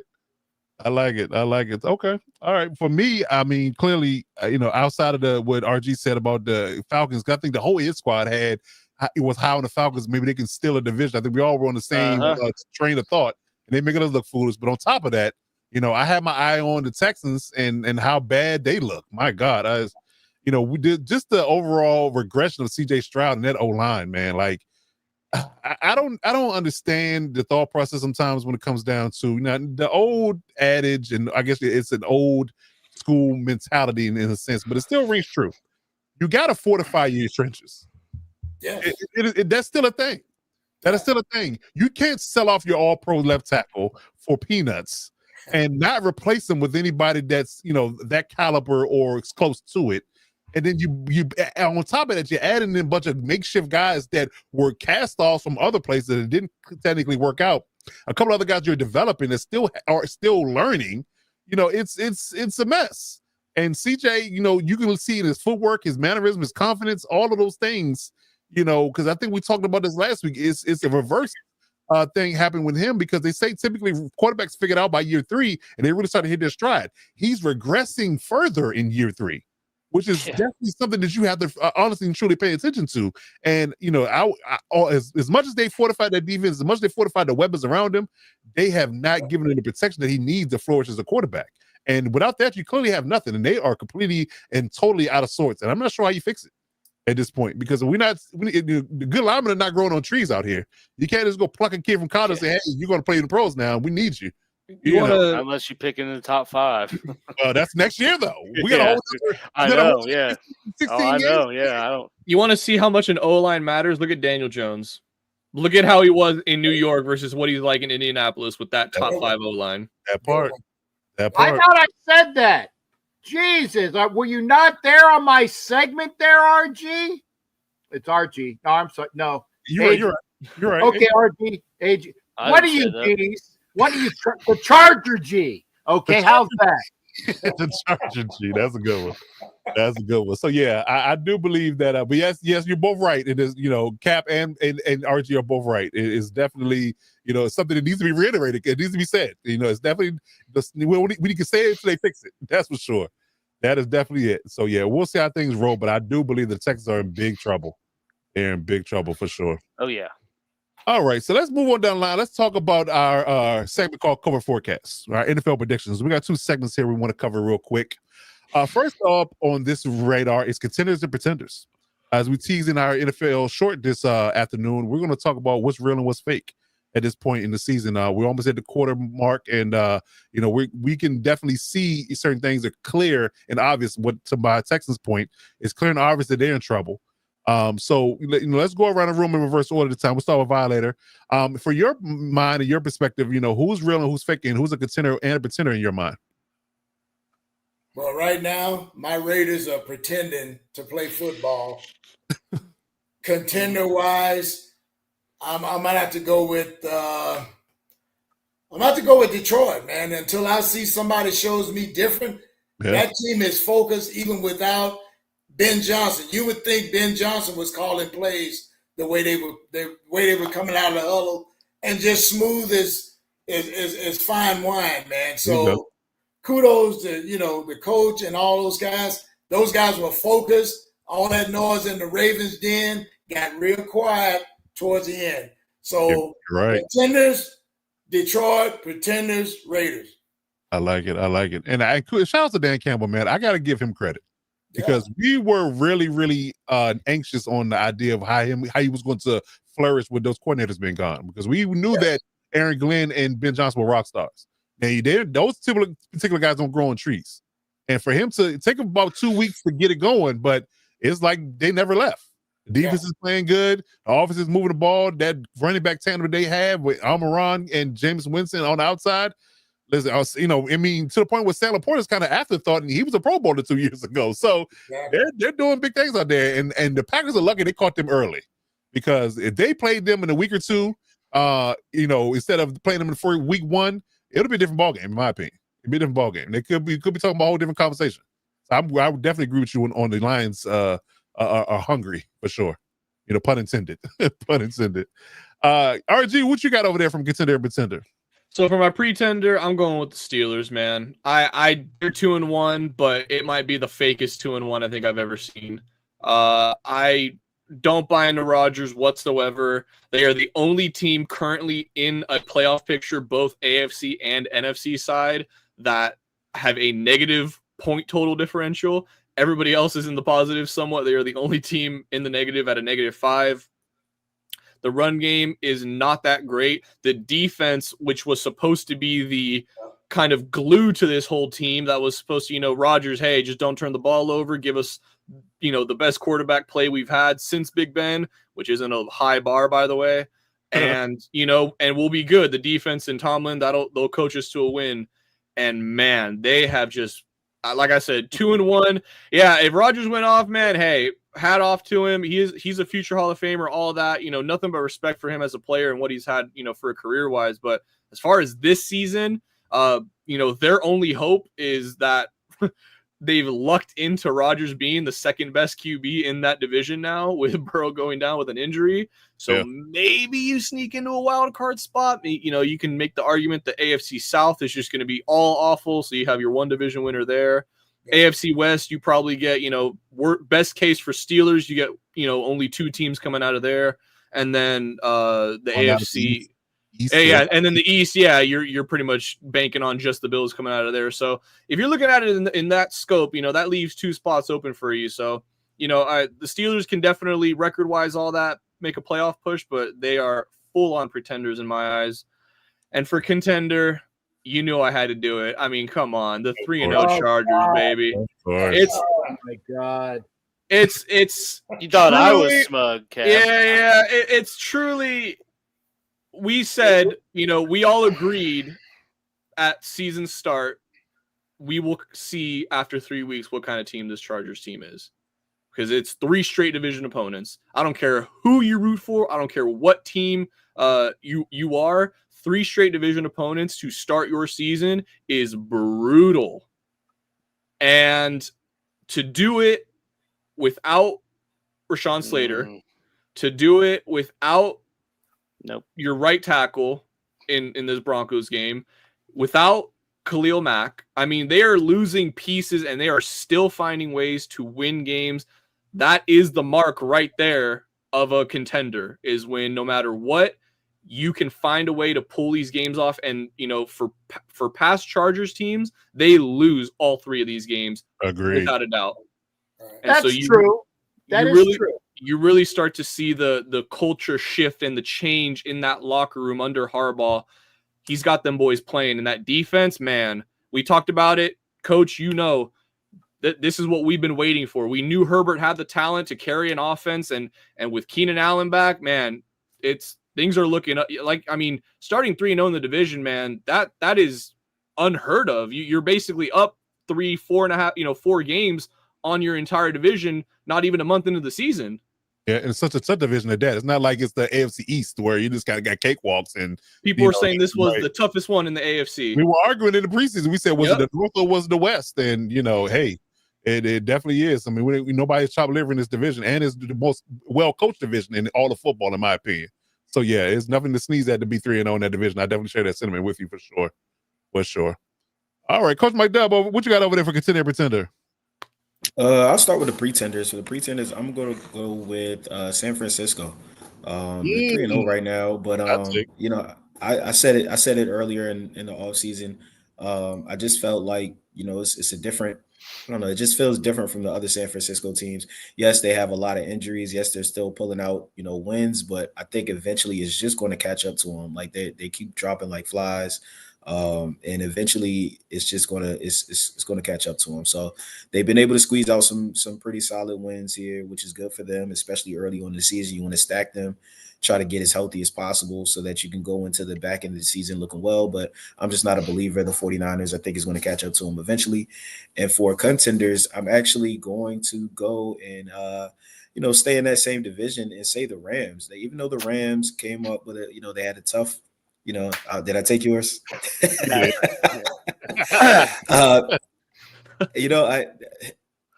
had a tough loss this week. But I like what I'm seeing from the Rams. I like the good young defense. Even in the playoffs last year, they showed a lot of flashes.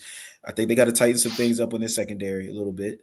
Emmanuel Ford's former commander had a tough game out there against the Eagles, but I think that they really could. They're like just a tweak away from really being a solid, contender in the not only the NFC, but of course in the league, a team that nobody wants to see because they're going to give you trouble with their dogs at receiver, capable quarterback, veteran quarterback, solid run game, and then of course they got those pass rushers in Jared Verse and the rest of that young defense. So I like the Rams as a contender. I wouldn't jump off the bandwagon just because of that loss in Philadelphia, and I like the 49ers as a pretender.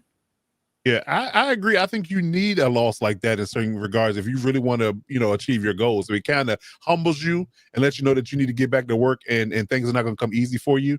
But sure, I definitely believe that Rams loss to the Eagles is going to motivate them. And again, I will watch out if I'm the Colts. Because if they don't tighten up their bootstraps early, that game could get out of hand. It's in LA too. They got to go all the way to LA to travel to play the Rams. Yeah, it's gonna be a rough one for them if they're not careful. So I definitely believe the Rams are gonna play pissed off football from now on. For sure. Captain Jack, what you got over there for contender pretender?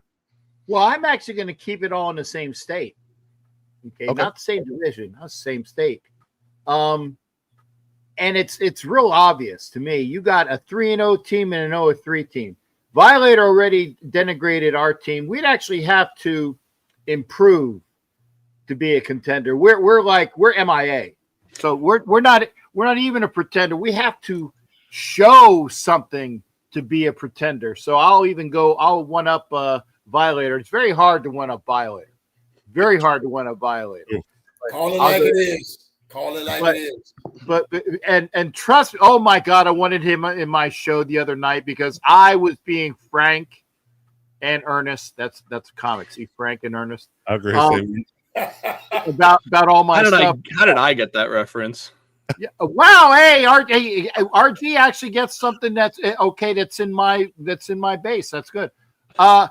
Here's the thought. Obviously, and I put the same Dolphin team amongst us. Okay, they should just throw their helmets on the field and just forfeit everything that they got. Yeah, because they're horrible. And the fact that McDaniel he was the other guy, that has almost the same name as that that we had as our coach, but I think he's without the S, right? McDaniel, the guy who looked like a computer nerd that somehow got the job because he botched the resume, and they said, "Oh, you're hired."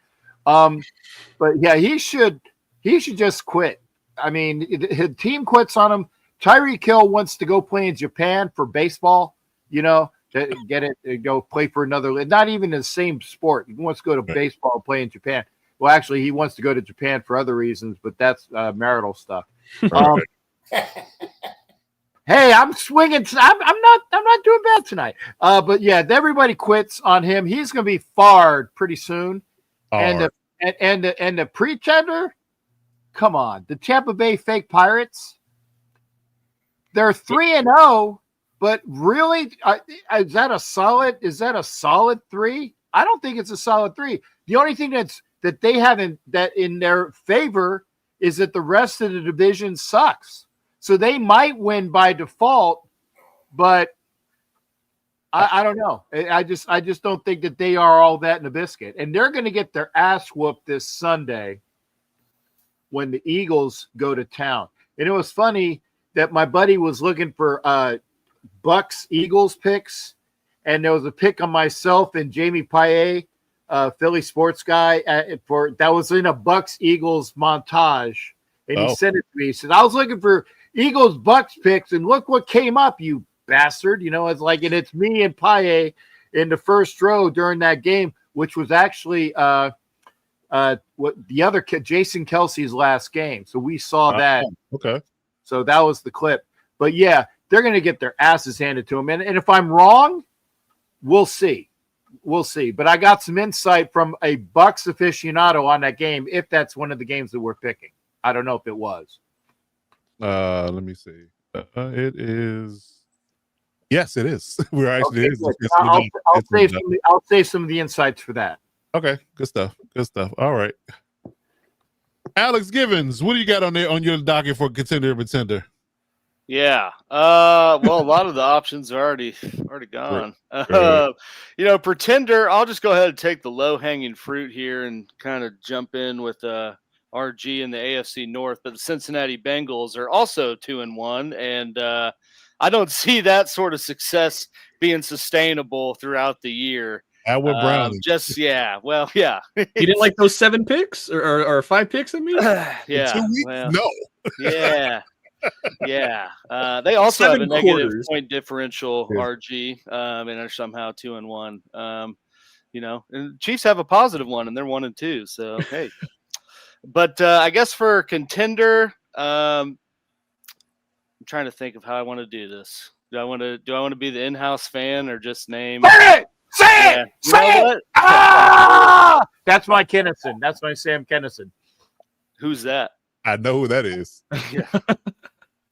What? May he rest in peace. When did he? Yeah. When did that? Yeah. I think for my contender, you know what? I'm just gonna say it, man. I think the Chiefs. Everyone's trying to write them off. Even you guys, act like they're just not even around anymore. And I think got him right back. Got him right back. I think they're gonna pick it up. I think they're gonna bounce back. Like had a decent game against the Giants. I think we're gonna have a quality game against the Ravens, and then we're right back to talking about them. So. I will agree with you on that. Get Worthy back, get Rice back. I think you definitely are definitely way better offensively than you have been. And the defense, and we're not going to say act like the defense are giving up mad points either. So they're going to be stout and they're going to be ready. So I'm not going to see them act like the next time we play y'all from a Charger perspective, it's going to be the same outcome. We're going to have to earn it again. That's for sure. That is for sure. So I definitely but it was just crazy, man. I read an article of like one problem with every contender team, and the Chiefs weren't even on it. And I was like, what? Like, that's just crazy. The write-off so quick. Right. But I get it. It's like the Patriots, when they got bad, I was happy as hell about it. So right. I understand. Right.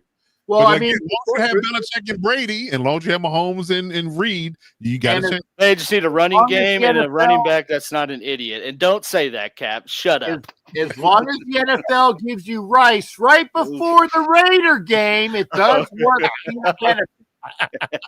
I was waiting for a ref comment. I knew it was one of them. But well, that's too obvious. I mean, that's without saying. Indeed. Cap, you would have lost that game with or without Rice being on that field. No offense. He is back. He's back in the facilities now. So I will also say the other week they wore like free 4 shirts, and I was like, yeah, that was not it, boys. We should not have done that one. That was bad. That was bad. Yeah, no, they didn't read the room on that one, that's for sure. No. 4? Rasheed Rice, where's number 4? So they had shirts that said like freed 4, and it's like, dude, free. I thought you said free 4, like 3-4. I'm sorry, I'm old. I'm sorry, I can't hear. I got you. Okay, all right. So we'll keep monitoring this. We'll see where everybody's pretender teams land in the next few weeks, and maybe we'll do this in about 3 more weeks to see exactly how hot those takes were. That's for sure. Speaking of hot takes, in self-pity. Yeah, well, somebody could be. Who knows? Let's talk about the games of the week real quick before we get up out of here. So we got 4 games on the docket here. Some really good matchups this weekend. I'm here to tell you, and I think we kind of covered all these matchups in certain spaces about how we feel about these games of being delineation games or statement games for a lot of teams. So we got the Eagles at the Buccaneers to start off. Colts at Rams. We got the Ravens at the Chiefs, and we got the Packers at the Cowboys. Revenge game for Michael Parsons to round out the docket. So let's go back around the room reverse order. Let's talk about the Eagles and the Buccaneers. AG, what do you feel about this game, and who wins and who covers? Yeah, I think the Eagles win this one, just outright, because you got banged up Bucks. I mean, Mike Evans is going to be out. Chris Godwin might come back, but who knows? Right. And I kind of echo the sentiment that what Cap said, that I think they are 3-0, but they're in a crappy division. They're probably going to do fine in their division and end up in the playoffs, but not do much past that. They're a decent team, but not the team. Gotcha. Okay. Captain Jack, what is their insider voices telling you over there about this Buccaneers Eagles game?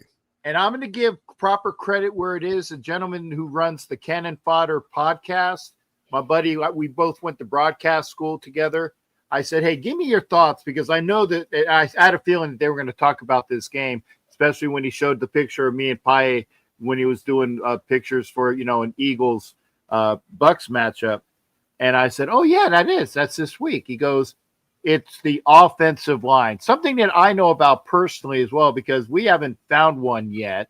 But he was talking about the fact that the Bucks don't have Wirfs back yet. Now, if Wirfs does come back, it might make it a little less painful to him. And I don't know the exact if I had my friggin' Facebook Messenger up, but basically it was this.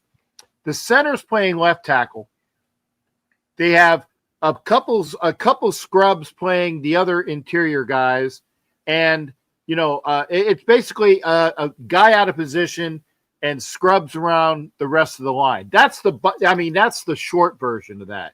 If Wirfs comes back, then you'd have Wirfs play where he needs to play, and the center will come back to play in center. But that's still only 2/5 of the line. Yeah. He said that they're cast-offs and tradies, and I think they went to like the food bank and they looked for the biggest fat fucks out there. Sorry. They do have that one guy from Florida that's like 400 or 500 pounds. He plays defensive line, and he's the son of one of the people that I know, and he's not on the team. I thought they just signed him back. He just signed us to practice today. Squad, yeah. For the tush push. Excuse me, I was on the road all friggin' day. I didn't catch that shot. All right, Sam, pipe down, pipe down. Okay, but yeah, anyway, he does play defensive line, not offensive line. Right. To your modicum, it's going to be bad for the Bucks, and the Eagles are playing. I mean, did you see how fast the kid from Georgia ran that fumble back against the Rams at the end of the regulation? And he spelled. Yeah, you realize he ran a 4.7. He ran a 4.740 in the combine at 320 pounds heavier than he is now. Yeah. Now he lost the back. But he was 360 last year, back to 330. Yeah, he would. I mean, I tell you, if the Bucks are even, I'll say, I would give the Eagles 10 points. Wow. And they'd still cover it. They're gonna win soundly. Okay, good stuff. Coach Mike, how do you feel about this game? You know, it was actually, I thought it was going to be a little bit closer, or I have a feeling it's going to be a little bit closer than we think, simply because, I feel like Ibuka's going to have a really good game. But like Captain Jack said, the trenches is where it's going to happen, so the Eagles are probably going to pull it out. Interesting fact, though, the Eagles have lost to 2 teams in a whole year. One of them was the Bucks, and the other is the Commanders. Like, those are the only games they've lost in the calendar year, just about. Wow. Yeah, so like it's kind of a crazy stat, and it's at Tampa Bay. So I think the Bucks will put up as much of a fight as possible, but the Eagles just have guys, so I'm going to take the Eagles. Okay. RG, who'd you got in this game? I'm going against the grain on this one. I'm going to take the Bucks in this game. I think, for one, the Eagles, Mike Dub kind of started a little bit, but I'll kind of finish the thought. So not only are the Bucks the only team, apart from the Commanders, to beat the Eagles in this last calendar year, but the Bucks have won 4 out of the last 5 matchups against the Eagles, and that dates back to like 2015. So whether it was Jameis, Brady, Baker, it does not matter. The Bucks, just for whatever reason, they have the Eagles number. The injuries are definitely a concern. The Mike Evans injury, to me, isn't as big of a concern, just because you do have Emeka Egbuka. In that Bucks preview video I did for their beginning of the season, I predicted, I hate to say it, but I did predict that Mike Evans was going to get injured at some point in the season. It makes perfect sense. That's why he drafted Egbuka. He slots right in, and that secondary can be had in Philly. So I think that it'll be a closer game than people think. I don't like the point spread anywhere on this, because the Eagles can easily squeak this out with the last-second field goal, and it's only 2.5, so you lose out on that. But I do think the Bucks can win this game, so I'm going to take the Bucks in this one. Okay. You need to go get your piss test right now, there, buddy. Well, good thing we don't test for that on this network, so he's good for right now. Let you know, right now I will fail that. Oh, okay. Well, don't tell on yourself. FCC might be watching. Okay. All right, Violator, who you got in this matchup and why? Eagles, short and sweet. The physicality, like you say, the Bucks are kind of banged up. And even though the Eagles was in a tough game with the Rams, they just got too many bodies, man, that just dominate. So Eagles, and that whole minus 2.5, watch that. Yeah, if it was a higher line for me, than 2.5 or a field goal, essentially, I would take the Bucks for sure. But I think the Eagles do at least win by a field goal, because I think Jalen Carter and Jordan Davis are going to give them fits on their side. And they're going to just ultimately wreck the game for a makeshift, O-line, like Cap alluded to earlier, and how they just got a whole lot of shuffling going on in the O-line, and that's not good for playing elite D tackles in this game. That's for sure. Yeah. So I do believe that Eagles gonna win this game, especially with no Mike Evans. Mecca is still, he's good, he's great, that's my guy, but I'm not sure him by himself without Mike Evans or Chris Godwin. That's what I was gonna say. I love Mecca, man, but this will be his first game without someone else to for the secondary to focus on. So agreed. So you're gonna draw Quinyon Mitchell all day. It might be he is a dog. I mean, if anyone can overcome that feat, I think it's Ibuka, but yeah, so short of the Buccaneers, being able to run the ball on this D line, which I don't think they're gonna be able to do with those two dogs in the middle. I think it's gonna be a rough day for the Buccaneers. So I definitely take the Eagles in this one. All right, so go back around the room over. So the Colts and Rams, and we talked about this a lot in the earlier part of the show about how the Rams are, grinding their teeth at that loss against the Eagles. So with a 3.5 line for them at home, Violator, who you have in this matchup? Taking the Rams and the points. I like it. I think I share that same sentiment. I think they're gonna again. The Colts might, if the Colts aren't careful, they're gonna get both raced. I'm telling you. Yeah. I'm telling you, Rams are hungry in this matchup. That's for sure. That's my take on it as well. RG, who do you have in this matchup? I'm with y'all. This is an easy Rams win, 3.5, whatever. You can make it 7. I think the Rams they want blood. They are thirsty, and this Colts team is not going to know what hit them. Not at all. Indeed, Coach Mike Dub, who you have in this matchup? Hey, Rams. Okay, short and sweet. I like it. Yep. Cap Jack, who you got? Rams 3.5, 7, 10.5, whatever the next one is, 14. Right. It's gonna be terrible. It's gonna be terrible to be a Colt. It's gonna be terrible. Indeed. All right, to round it out, AG, who you got? Rams. Yeah, same. I mean, I think, like I said, they're motivated. They pretty much capped Saquon pretty good last week, and I think they're going to do the same to Jonathan Taylor and then make it a Daniel Jones beat you game. So we'll find out if he's Indiana Jones. If he's real. Yeah. Or just Daniel. Or just Dan. That's a fact. Might be entering the Temple of Doom, known as SoFi. He's on just his might last be. crusade. Indeed. I like that. Great references. Oh, that was good. All right, so let's start with you, AG, with the Rams Chiefs game. Ravens Chiefs game, excuse me. Ravens Chiefs, and Chiefs actually dogs at home by a field goal. Second time. Yeah. Second time in as many home games this year. But yeah, I'm taking Chiefs at home. Okay. Shocker. Yeah, right. Come on. That's why I started. I'm going to provide the analysis there, I mean, yeah. riveting analysis there, bud. Until we revert back to the 2012 and a little earlier Chiefs, I'm always going to take them. So, I like it. You can find that in-depth analysis right here on this channel, ladies and gentlemen. That's the real tomorrow AG. On my Kingdom Keys. Yes, the Kingdom Keys video. Yes, we'll get more in depth. Cap Jack, who you got in this Ravens Chiefs matchup? Wow. Wait a friggin' second. And I did hold back on the other F. Okay, it was friggin'. The other F slipped earlier. The fat fox drop. Okay. Yeah. Okay. Now, the way the Ravens played, like I said, and again, I didn't really see a lot of the Monday night game. I actually got some sleep for this. That was last night, right? Yeah, I got some sleep for the ride I had up, and people were saying how bad the Ravens looked and how great that.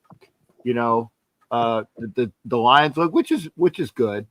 The Chiefs have been playing stronger, so I'm gonna take the Chiefs in this one. Oh, okay, all right. So on the Chiefs, Coach Mike Dunn, what you got? Reverse psychology, yeah.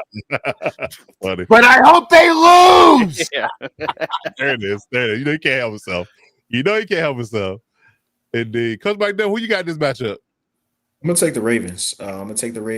In a close one, but I think this is going to be the last loss we see before the Chiefs start to get a little bit of a run. So, it's a tough schedule for them. I don't think that it'll be a blowout, of course, by any means. But I think the Ravens may pull out a close one. Okay, good stuff. RJ, who you got in this matchup? Opposed to what Alex might think, no jinx here. Although I pray they lose. I think the Chiefs are going to pull this one out. I just think Baltimore's defense is terrifying. Yeah, terrifyingly bad. Yes. And Worthy looks like trending to that he'll possibly be playing this week. There was speculation he might go last week. They played it safe, so potentially he might go this week. But I just don't trust it at all. That Ravens team, we talked about it, has been known to, even if they have a double-digit fourth quarter lead, I still won't believe that game's over, and Mahomes is on the other side, so you certainly won't believe that game's over. And so, yeah, for that reason, I'll go with the Chiefs. I like it. Violator, who you got in this matchup? Regrettably, Chiefs. Okay. Someone say Ravens, coach. Do it. It's like pulling teeth, right? The Violator could bust it up the courage and say it almost. I like it. But he hopes they lose too. Right, yeah, right, exactly. Oh, I know. Indeed. Praying on their downfall. Yeah, it's a tough one for me because I don't like what the Ravens doing on defense. Their O-line sacking Lamar 7 times in that Lions matchup. That's concerning. The Chiefs do one thing well week in and week out. They stop the run well. So is Derrick Henry going to be a factor? They're playing at home at Arrowhead. If it's Worthy plays, I'm really trending towards saying the Chiefs might actually win this ball game. But just seeing Mahomes and Lamar go at it, man, I just love to see that. I don't care who wins, to be honest with you. But if I got to pick one, I got to pick one. I honestly, truly think, especially for the Ravens' morale, I think they need another humbling loss. So I'm gonna go with the Chiefs. And you're lying when you said I don't care who wins this one. That's a lie. If Maury was here on the show, and it turns out that was a lie. I will say the X factor is the Ravens are terrible against the run so far, and the Chiefs cannot run the ball to save their lives. So they're gonna have to figure that out.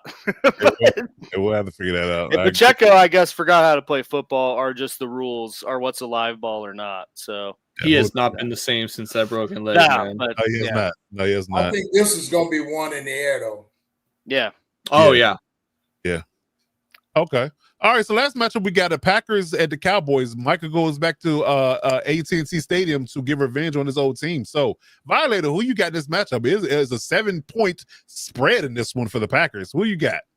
You can spread it by 14. I got Packers in this one. This is a revenge game. They're going to downplay it, but you already know what's going to happen.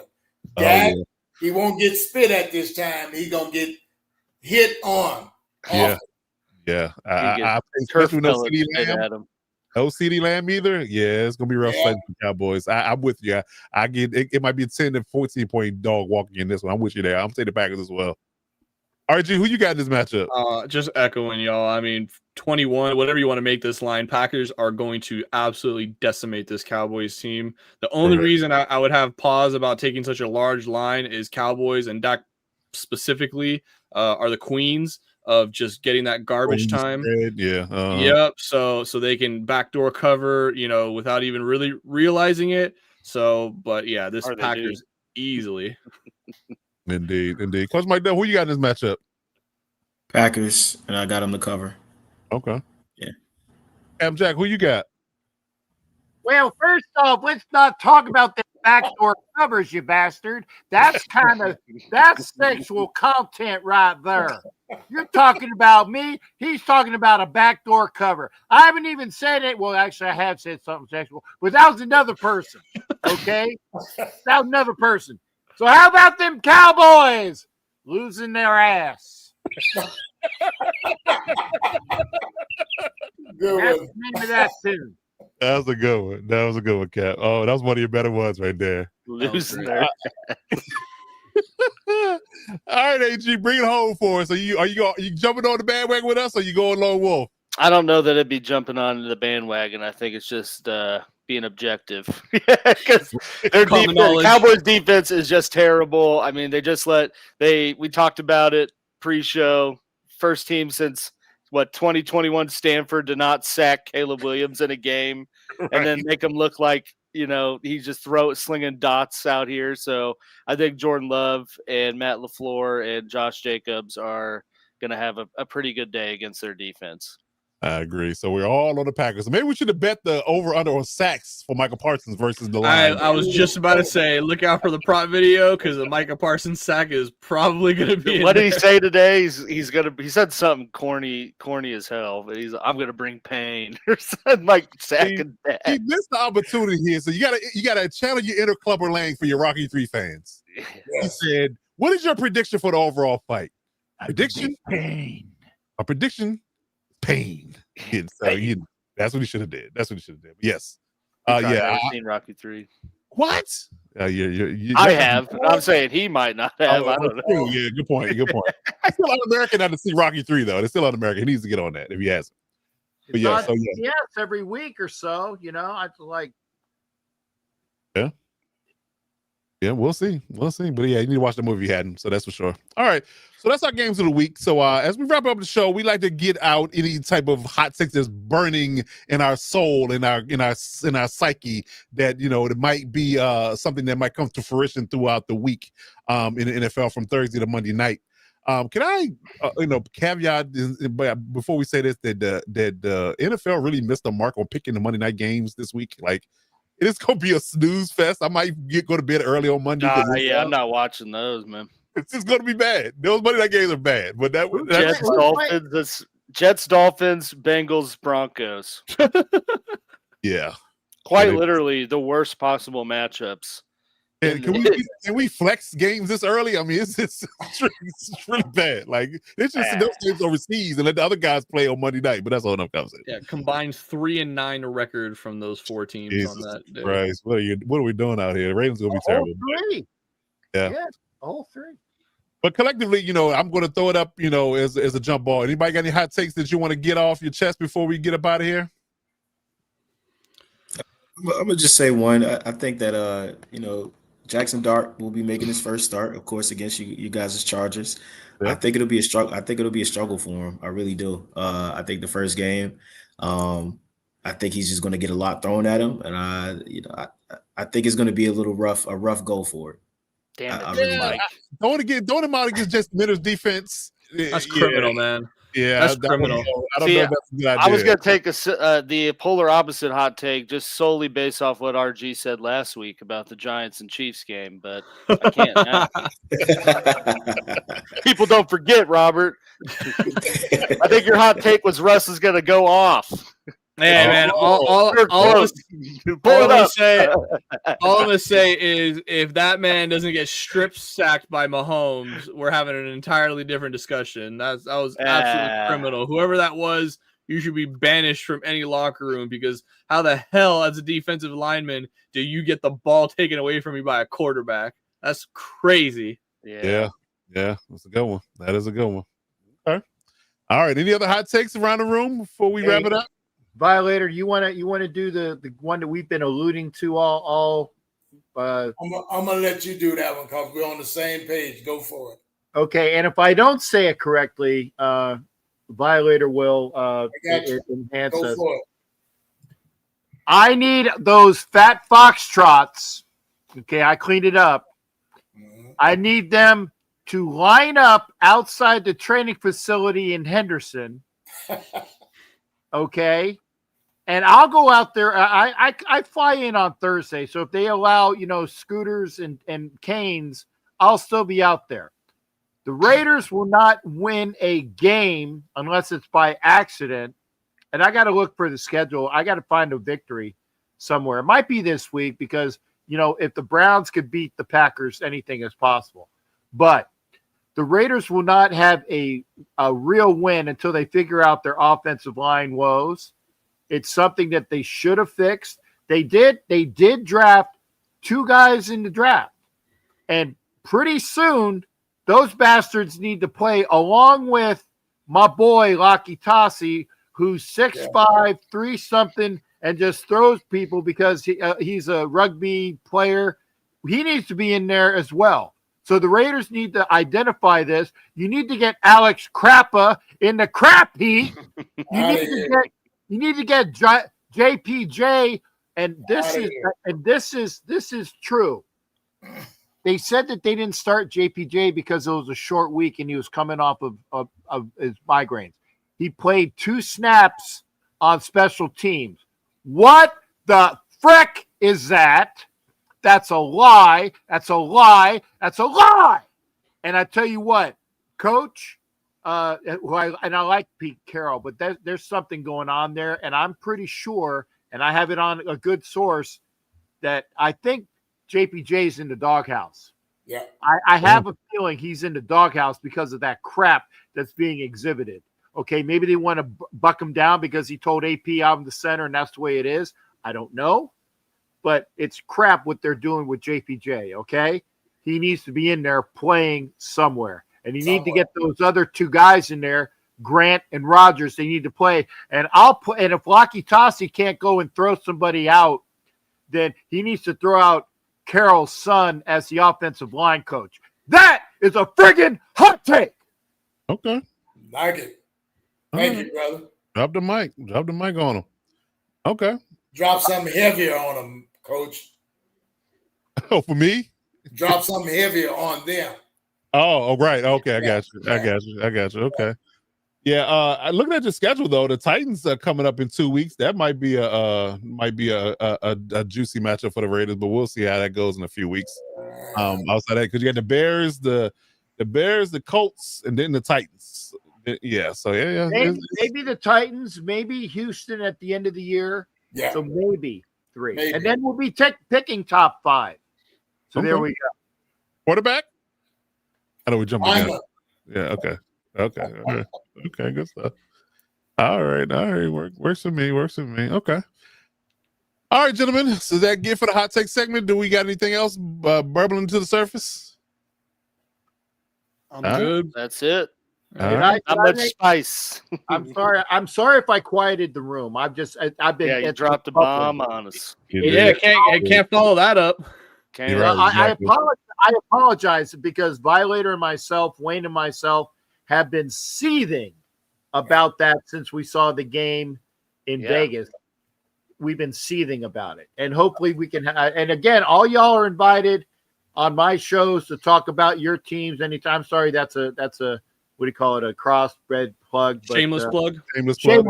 Thank you. There you go. crossbred plug. Yeah, You that's it. It's a plug.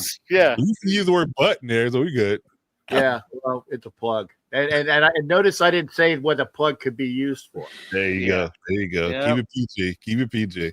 All right, so that's gonna wrap up our show for this week. As always, we go live each and every Tuesday night, 9 p.m. Eastern Standard Time, right here on the Lockdown Divas Sports Network. Hit that subscribe button if you haven't done so already. Get our YouTube algorithm jumping and moving so we can get up to our monetization level goals, so we can get that rolling. If you're looking for the Hit Squad in any facet for Commanders, Chiefs, or Chargers content, here's their socials there on the screen here.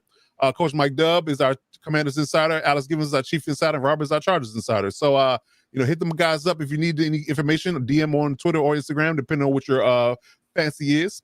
If you're looking for the NFL Nation live crew, here are their socials.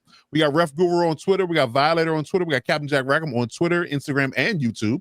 So if you hit these guys up for any Raiders content or any ref questions you want to get answered, it's always got our ref segment on this show. If you want to come on live and do that as well, that is available to you. If you're looking for the Lockdown Divas Sports Network, there's our socials there. We're on pretty much every platform that is major for social media content. So if you're looking for any general NFL news, for any daily content news, please hit us up on our socials. We'll get those questions answered for you in short order. And if you're looking for our subsidiary channel, the Electric Shock Podcast channel for Chargers content with myself and Young RG, bring you content weekly for Chargers Insider News if you want more in-depth content there. We're going live each and every week to recap games, preview games, and do our NFL shorts and our takes and our updates throughout the week. So check us out there, Electric Shock Podcast, throughout the whole entire stratosphere. And as always, if you're looking for fantasy football advice, the Lightning Fast Fantasy Football Podcast goes live each and every Wednesday, 9 p.m. Eastern Standard Time with myself and the real AG Alex Givens. We give our fantasy football advice for a quick Lightning Fast hour to get you ready for each week for your fantasy football matchups. So if you're looking for us there, please drop us a line there. Hit our subscribe buttons on each of those channels and get the algorithm moving in that direction so we can get our monetization level groups and goals up there in quick order. We appreciate everybody's support. As always, appreciate everybody that's come through for the chat for our entire 2 hours. Appreciate everybody's that's been rolling. But going around the room real quick, Violator, my good brother, we appreciate you. Real AG, Coach Mike Dubb, Captain Jack Rackham, Young RG, we appreciate y'all, you good brothers as always, man. And any final words, any final takes before we get up out of here? Bolt up, baby. Go Chargers. Indeed. Share that sentiment always. All right. Okay. But that'll do it for us this week. Like I said, we'll be back next week as always with our live show each and every Tuesday night, 9 p.m. Eastern Time right here on this channel. Hit us up if you need us, and then we'll be back next week with another week 4 recap. But in the meantime, between time, that is the Hit Squad rolling through. NFL National Live crew. Myself, Coach Divas, is your host. Until next week, we'll see you when you see you. Yarr. Step up. Yarr. Lock it down.